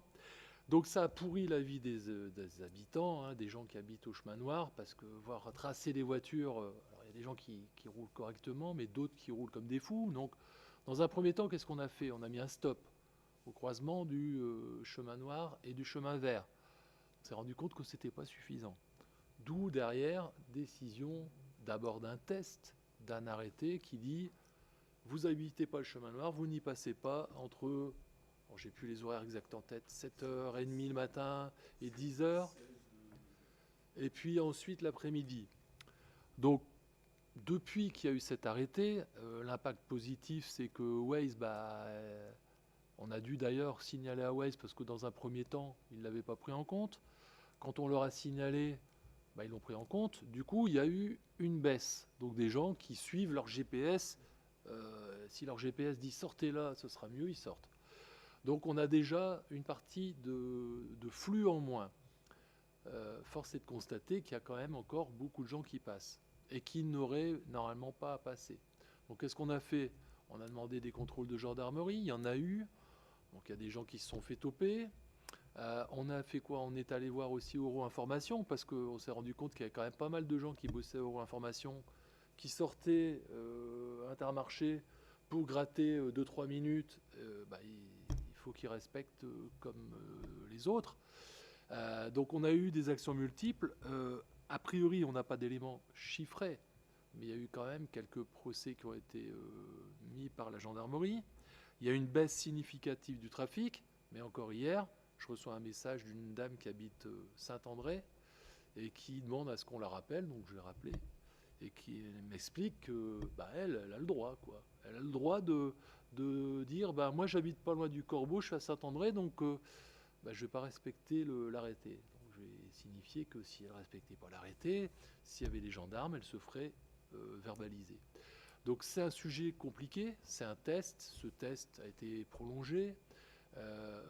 Il y a beaucoup d'aspects positifs, mais on ne va pas pouvoir gérer la totalité de la commune et tous les chemins de la commune à coup d'arrêté. Donc ça ne veut pas dire qu'il y aura bien évidemment une généralisation. Tu parles du chemin de Saint-Gin, donc on a reçu les riverains, il y a une association, un groupe d'habitants qui se sont manifestés, et on a constaté aussi au chemin de Saint-Gin de gros désagréments, des gens qui roulent comme des fous, des gens qui vont au fossé. C'est un problème commun à tous les chemins.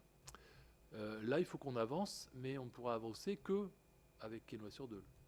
Donc, il faut une concertation et une avancée significative des choses, et qu'on soit raccord avec Quesnoy. Parce que si Quesnoy n'est pas d'accord, comme il est contigu, on ne va pas pouvoir aller dans le sens qu'on souhaite aller.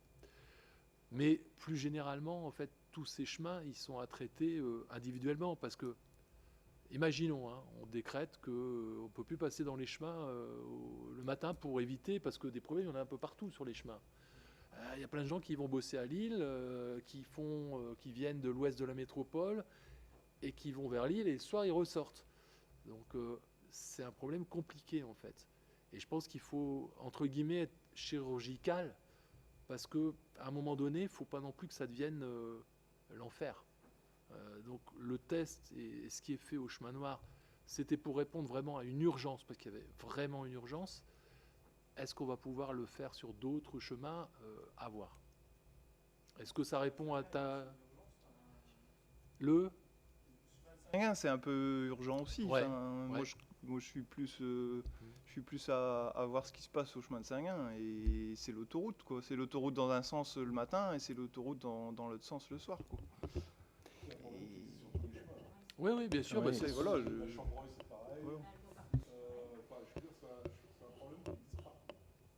Alors, juste, en vélo.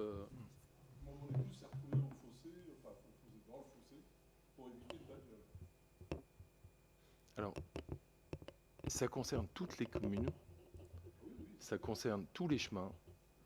Le point de départ principal, c'est que on est de plus en plus un lieu de passage. Il y a de plus en plus de circulation. Donc, comme le disait tout à l'heure Christophe, on essaie des choses. Voilà, donc ça rejoint un petit peu ta question de base. C'est non, ça ne va pas être généralisé parce que je ne sais pas, nous ne savons pas si ce qui est pertinent sur un chemin le sera sur un autre. Ce qui est le plus touché par les assistants de circulation, c'est Saint-Guin et c'était Chemin Noir. Ensuite, c'est trouver une solution. Alors, je pense que Quesnoy, enfin moi, à mon initiative, donc il va y avoir le chemin de Saint-Guin, c'est deux fois compliqué parce que c'est 2 communes et c'est 2 unités territoriales. Mais je pense qu'on va y arriver. Donc, à mon initiative, j'en ai parlé à Rosemarie Alain, maire de Quesnoy. On en a parlé à l'unité territoriale quand on l'a vu. Il va y avoir une réunion il y a déjà eu des comptages. Hein. Ça, c'était à notre initiative, il y a eu des comptages. Alors, la difficulté aussi des chemins, c'est que c'est pas nous. C'est qu'on est obligé de faire avec la MEL. Donc, le chemin de Saint-Guin, moi, je souhaite qu'il y ait rapidement une solution. Le chemin de Saint-Guin, c'est... je vais pas faire un concours de la difficulté des chemins. Mais le chemin de Saint-Guin, c'est l'enfer total. Enfin, le matin, c'est l'enfer total. Voilà. Donc, et surtout, en fait, ce qui est difficile, c'est que, en fait, il y a des gens... Enfin, nous, on a... Enfin, je ne sais pas pour vous, mais on a une culture des chemins. C'est-à-dire qu'on a une intelligence du chemin. C'est-à-dire qu'on se met de côté et tout ça. Là, il y a des gens, ils se retrouvent face à face, ils ne bougent plus. À certaines périodes. Donc, est-ce que ça sera la même disposition que le chemin noir? J'en sais rien. Est-ce que ça serait des zones de croisement? J'en sais rien, parce que je pense que les zones de croisement, pour répondre aussi à ta question, donc ça avait été envisagé, vous aviez d'ailleurs, je pense, vous aviez en parlé en commission. N'hésitez pas sur des sujets, parce que je sais que vous traitez énormément de sujets en commission, n'hésitez pas à relancer les sujets en commission. Alors bon, là, on le relance aujourd'hui, c'est très bien, mais n'hésitez pas à le relancer. Je pense que ce qu'on peut dire, c'est que chaque chemin aura sa solution. Mais chaque chemin n'aura pas la solution à tout. Je regarde parce que la porte se ferme toute seule. Mais c'est ça qui est vraiment problématique. C'est que, et il y a eu un avant et après Waze, hein, très clairement. Voilà. Tous les gens des chemins vous disent, ça veut dire qu'un algorithme, pour vous faire gagner 15 secondes, vous fait passer quelquefois par des chemins insoupçonnés. Voilà. Donc ça, on est obligé de faire ça avec. Alors, ce qui est bien notamment avec Waze, c'est quand même quand on les prévient, ils prennent en compte. Ce qui n'est pas, je pense, le cas de Google. Voilà. Donc il y a aussi plusieurs personnes qui peuvent faire passer au niveau des chemins. Donc ça ennuie les gens qui travaillent, ça ennuie les gens qui emmènent leurs enfants à l'école. Donc nous, on est dessus. Il y a, depuis 3 ans et demi, on travaille sur la sécurité. On a par exemple, ça te concerne directement, toi, on a changé la vitesse, notamment à la rue de Vambrochy. À la rue de Vambrochy, il y a encore des mecs qui roulent vite, et globalement, il y aura toujours des mecs qui rouleront vite sur la commune.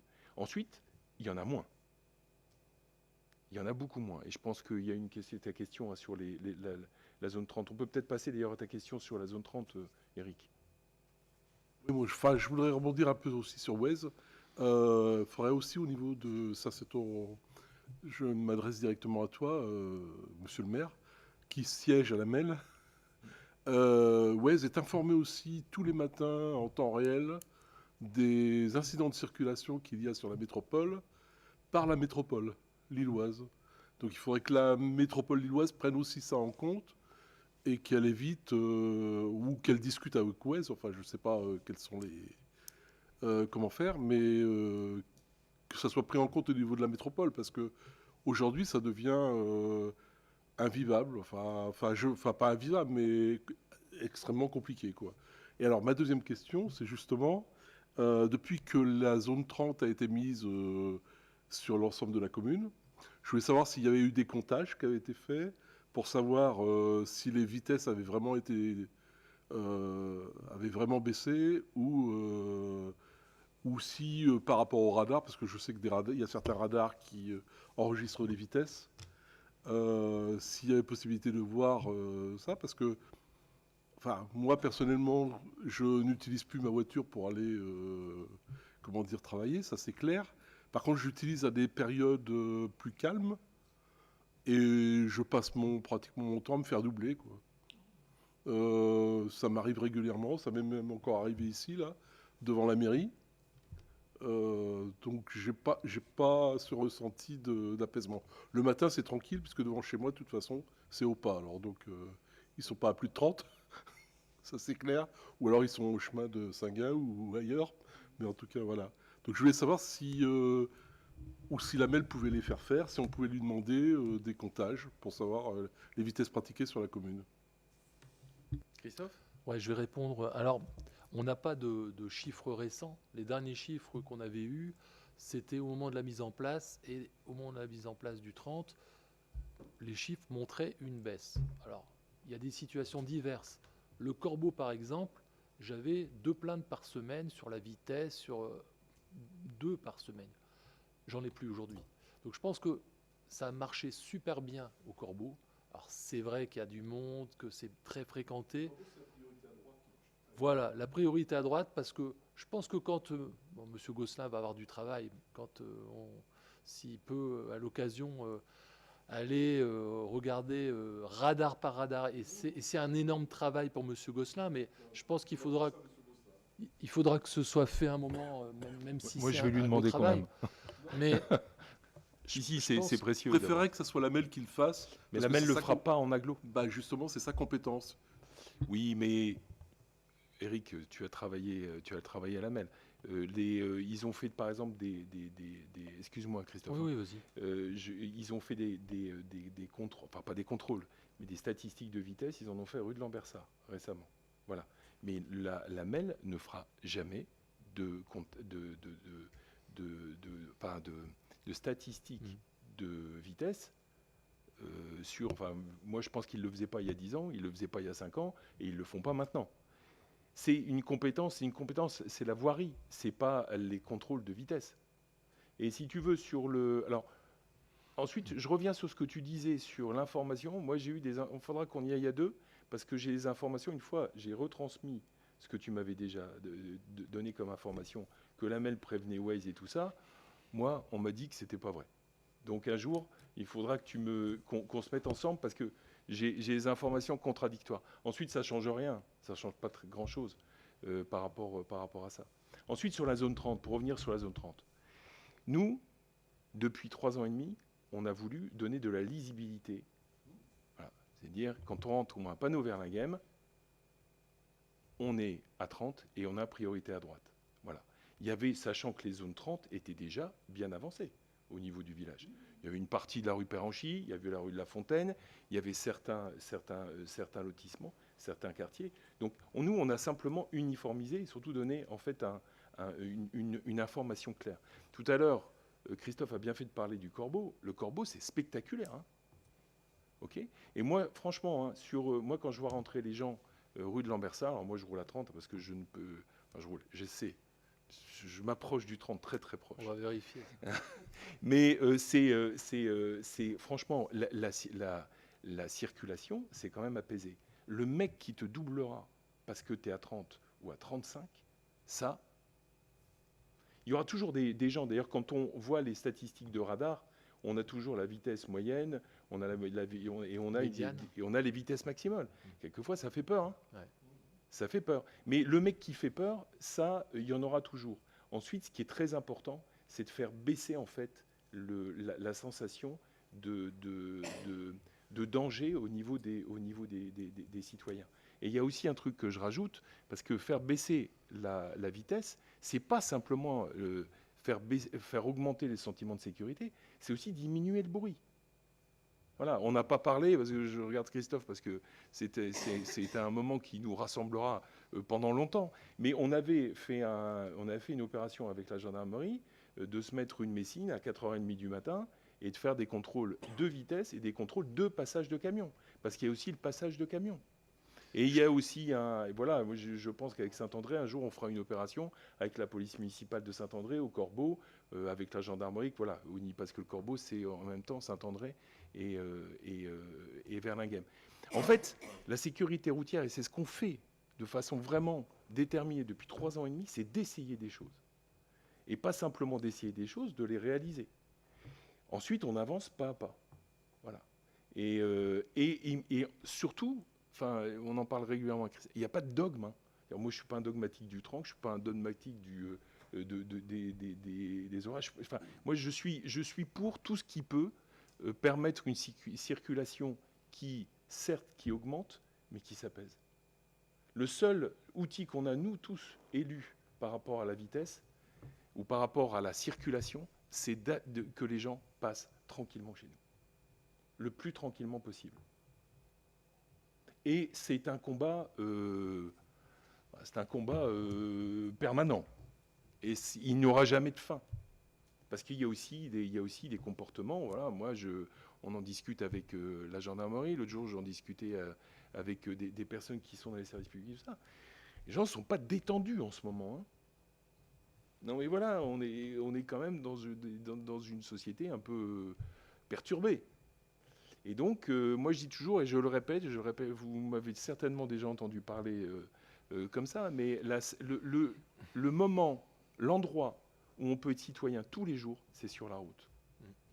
Donc moi, je suis un ambassadeur de ce message, mais on va avancer petit à petit, on va avancer sur les chemins. Je pense que le prochain, c'est vraiment au niveau de Saint-Gard. Je pense que début d'année, on va avoir une réunion, et ensuite, on réunira en fait les personnes. Parce que on pourrait, moi, il y a des gens qui m'ont parlé du sens unique. Un sens unique, le problème, c'est dans quel sens ? Et puis le sens unique, ça veut dire que les gens, ils sont en sens unique et ils bombent. Ouais. Les zones de croisement, il y a aussi quelquefois des spécialistes de la sécurité routière qui nous disent que les zones de croisement, eh ben, les gens, ils y vont parce qu'ils savent que le mec, il va se ranger sur une zone de retrait. Il y a vraiment, on va essayer de trouver une solution qui ne sera pas parfaite, mais qui fait avancer les choses. Au chemin noir, c'est pas parfait, mais bon, il y a quand même moins de monde. Il y a quand même moins de monde.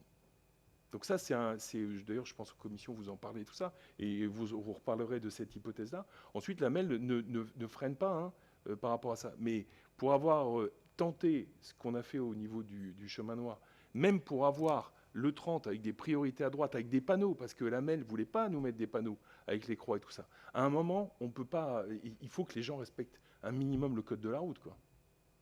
Parce que sinon, on n'y arrive pas. Ensuite, moi, je dis aux gens aussi, quand vous avez une priorité à droite, alors je vous le redis, parce que moi j'habite rue de la Fontaine, et quand je déboule rue de Messine, j'y vais jamais franco, hein, je fais toujours attention.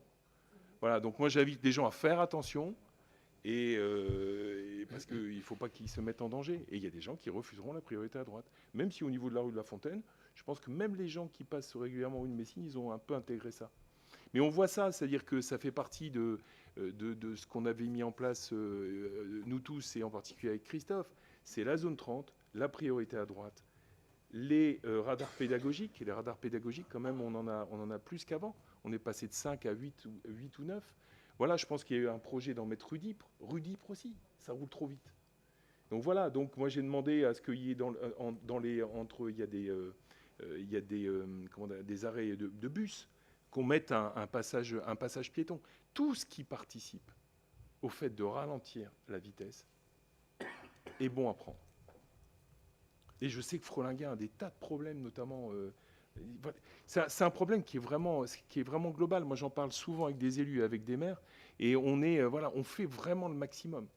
Et c'est vrai que depuis quelque temps, voilà, on avance. Le Corbeau, imagine, moi je me rappelle, le Corbeau, on avait fait une balade en vélo avec avec M. Castier de la MEL, avec l'unité territoriale. Mais je m'étais rendu compte ce jour-là, on était devant la boulangerie. Un vendredi à 17h. C'était horrible. Et j'avais demandé à un mec de ralentir, Et on s'était fait insulter Ah par un ouais, mec qui... Ah ben, il était prêt à descendre pour nous péter la gueule. Mais il l'a pas fait parce que Non. il l'a pas fait. Donc ça veut dire Non, qu'on parce est que un t'as peu bombé un dissuasif. peu le torse. Mais c'est ça. Et ben maintenant, au Corbeau, moi quand je sors de chez Vincent, alors ok, ça roule encore un petit peu, mais ça roule vachement moins vite. En centre-ville, ça roule moins vite. Des gens qui arrivent de la rue de Lambersart vers Verlinghem, ça roule moins vite. Alors, quand ils sortent, ça roule un peu plus vite, mais parce qu'il n'y a pas de priorité à droite. Donc on essaie tout ça, Donc je dis, voilà, il faut faire attention quand vous avez une priorité à droite. Mais franchement, on avance, on est sur le chemin, on n'arrivera jamais à tout résoudre.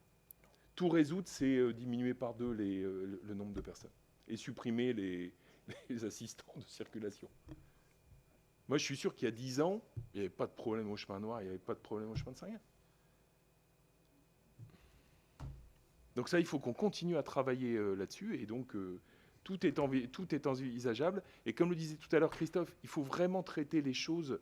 Je pense que la réalité du chemin noir, c'est pas celui du chemin de Saint-Gall, c'est pas celui de la Grande Champreuil. Enfin, c'est vraiment des configurations différentes. Et avant tout, c'est un problème de citoyenneté. Alors ça, nous, à notre échelle, au niveau de la commune, on peut faire des petites choses pour aller dans ce sens-là. Mais on est tous responsables de notre comportement au volant. C'est pas que des gens de l'extérieur. Il y a aussi des Verlinguémois qui ne respectent pas les choses, qui vont gueuler parce que ça roule trop vite dans leur rue, mais dès qu'ils seront sortis de leur rue, donc on est tous responsables.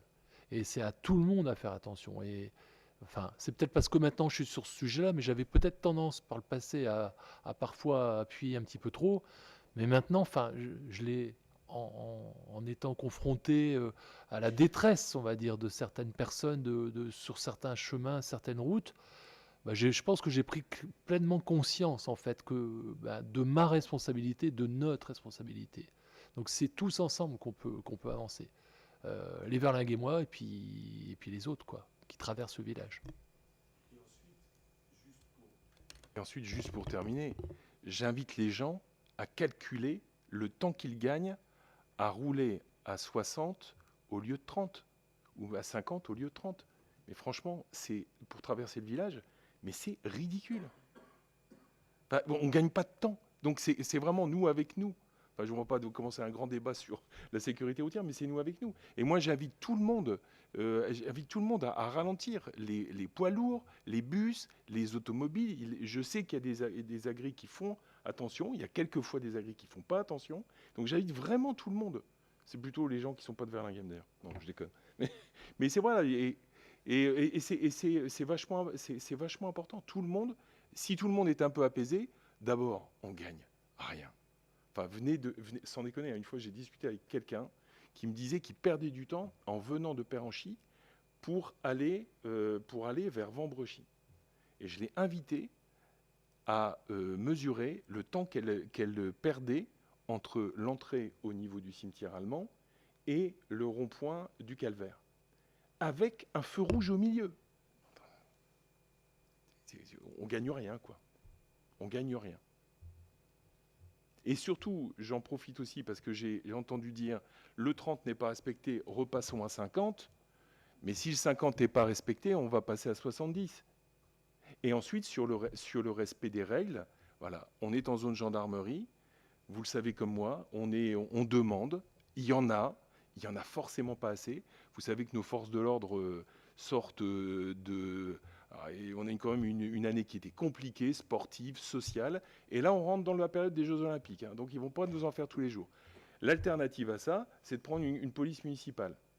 Police municipale, c'est 120 000 euros par an. Et on ne va pas mettre 120 000 euros par an. Vous voyez ? Donc, je vous demande de tous être des ambassadeurs de la sécurité routière.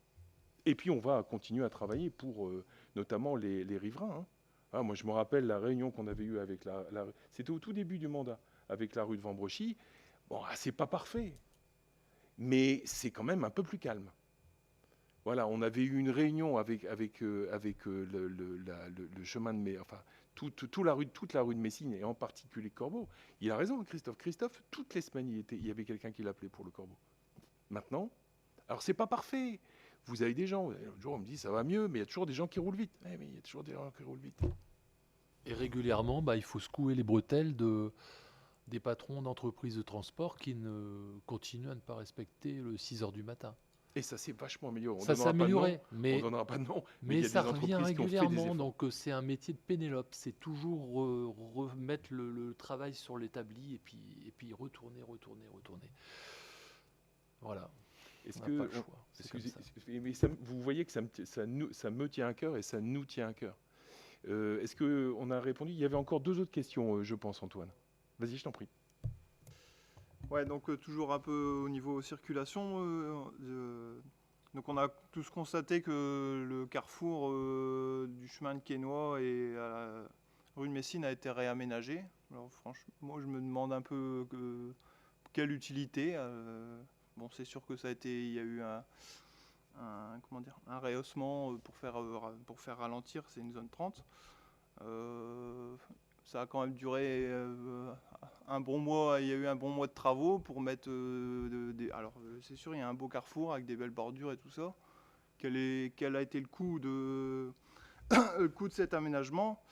Et puis bon, sachant que le chemin de Quesnoy, c'est quand même un chemin entre autres emprunté par les agriculteurs, et moi j'ai pas mal d'agriculteurs qui m'ont interpellé aussi en disant à quoi ça sert de rétrécir comme ça l'entrée de ce chemin, sachant que ça va encore être plus compliqué pour se croiser, pour circuler.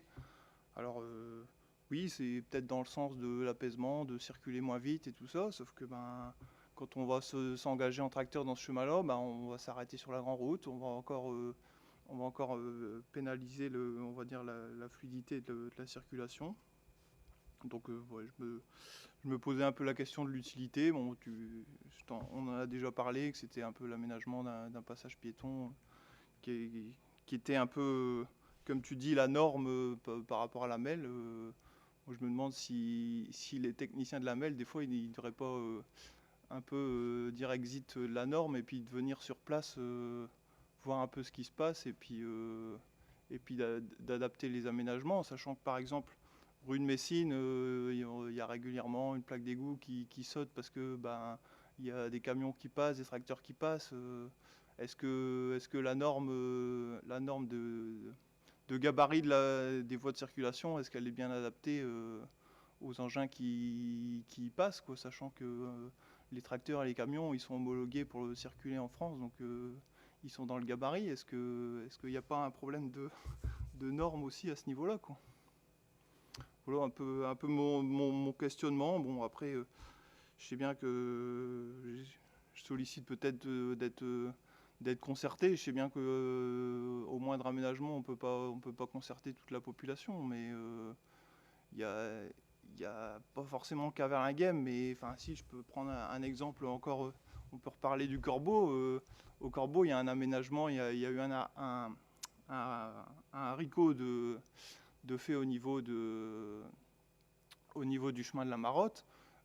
Par exemple, les camions qui desservent les quelques exploitations du chemin de la Marotte, ils peuvent pas tourner en venant de la Rocade. Ils sont obligés d'arranger leur tournée pour tourner en venant de Verlinghem, parce qu'en venant de la Rocade et avec le haricot, ils peuvent pas tourner dans le chemin de la Marotte. C'est des petits aménagements comme ça qui me font dire que les techniciens qui aménagent ou qui font le plan de la route, ils sont pas forcément venus voir sur place comment ça se passe, quoi. Donc c'est ta question. Voilà.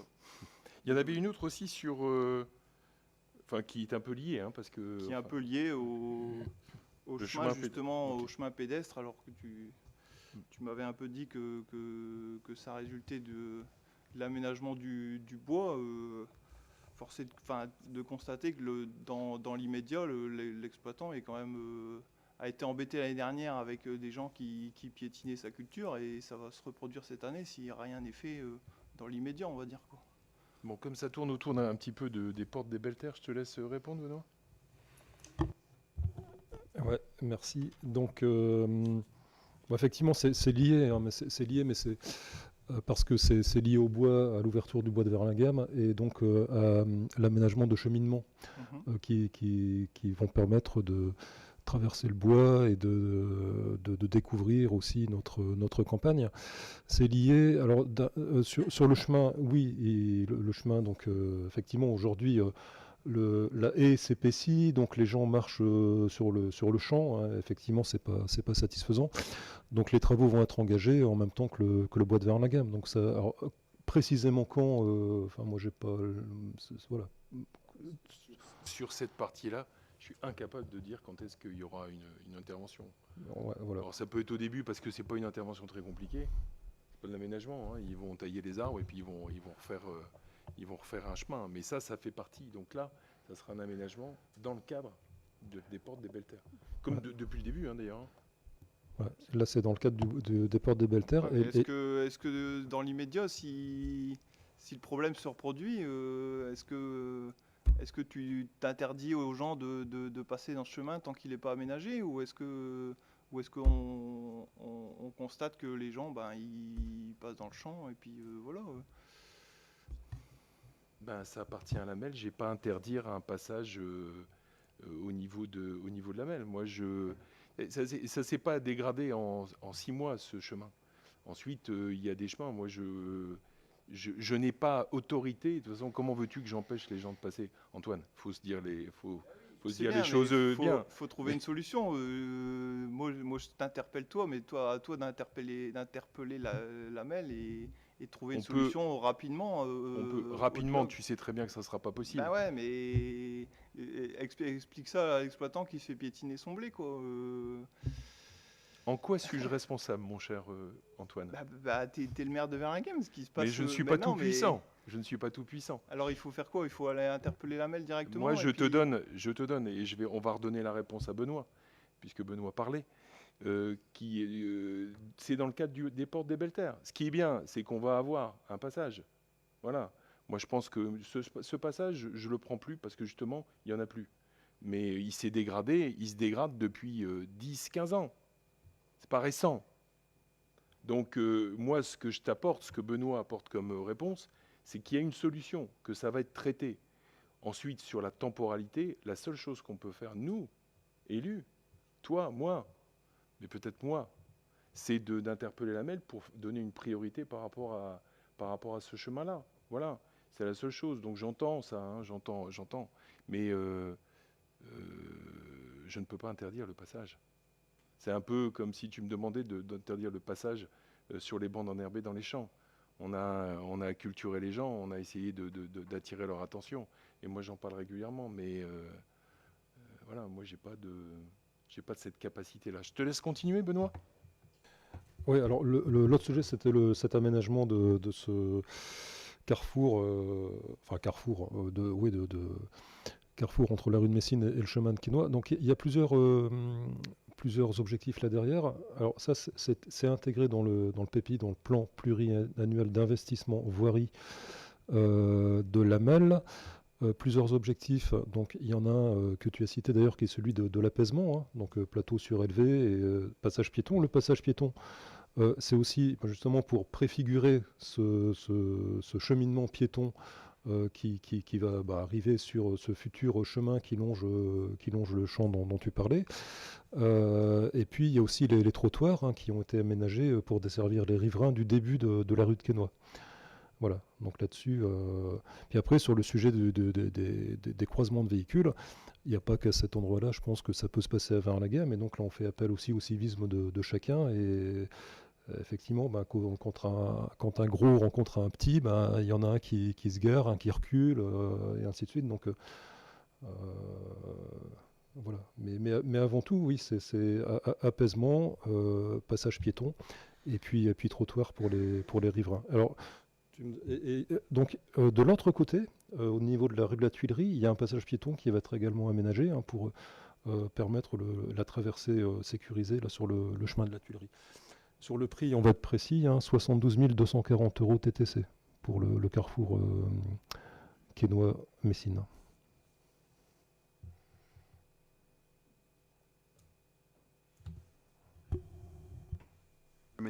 L'aménagement qui arrivera rue de la Tuilerie, ça va permettre aussi de refaire un passage surélevé, et ça ne sera pas inintéressant, parce qu'il y a aussi pas mal de gens qui roulent vite, et dans ce virage, c'est un peu dangereux. Donc ça ne sera pas plus mal non plus.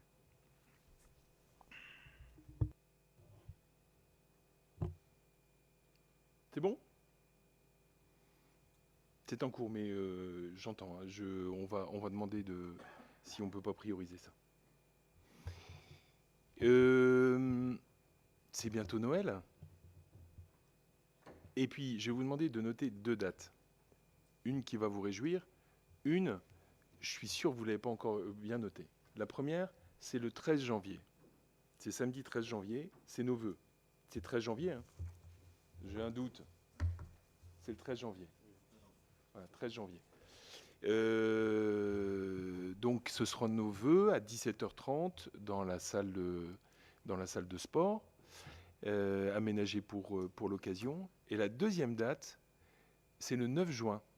Qu'est-ce qui se passe le 9 juin? C'est bien. Donc, vous l'avez tous noté dans votre agenda, parce que j'aurai besoin de vous toutes et vous tous pour tenir les bureaux de vote ce jour-là. L'avantage des européennes, c'est qu'il n'y a qu'un tour. Donc, c'est qu'un dimanche. Et j'espère, mais ça, l'avenir nous le dira, qu'on n'aura pas d'autres élections cette année. On ne sait pas, je ne le souhaite pas particulièrement, mais s'il le faut, nous nous organiserons. Mais là, la certitude, c'est le 9 juin.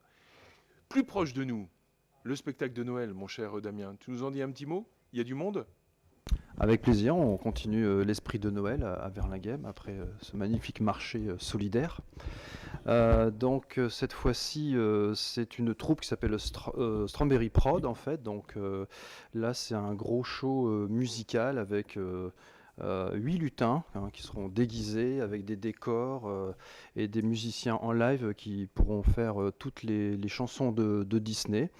À ce jour, il y a déjà plus d'une centaine d'enfants inscrits, donc accompagnés d'1 ou 2 parents, donc il y aura vite 150 personnes. Donc c'est dimanche 17 décembre 2023 à partir de 16h à la salle de sport. Donc il y aura du monde. Ensuite, il y aura la séance photo avec le Père Noël qui sera là à la fin du spectacle et la distribution de coquilles avec les élus auprès des enfants et un peu de chocolat également. Donc voilà, une très très belle journée d'animation féerique. Bon, et je sais que tu seras là. Je pense qu'il y a Dominique et Antoine qui seront là pour s'occuper des enfants. Bon, je vous souhaite de bonnes fêtes de fin d'année. Profitez-en bien. C'est pas les vacances les plus reposantes, mais par contre, c'est des vacances et c'est des moments qui sont empreints de beaucoup de joie familiale. Allez, je vous souhaite un joyeux Noël.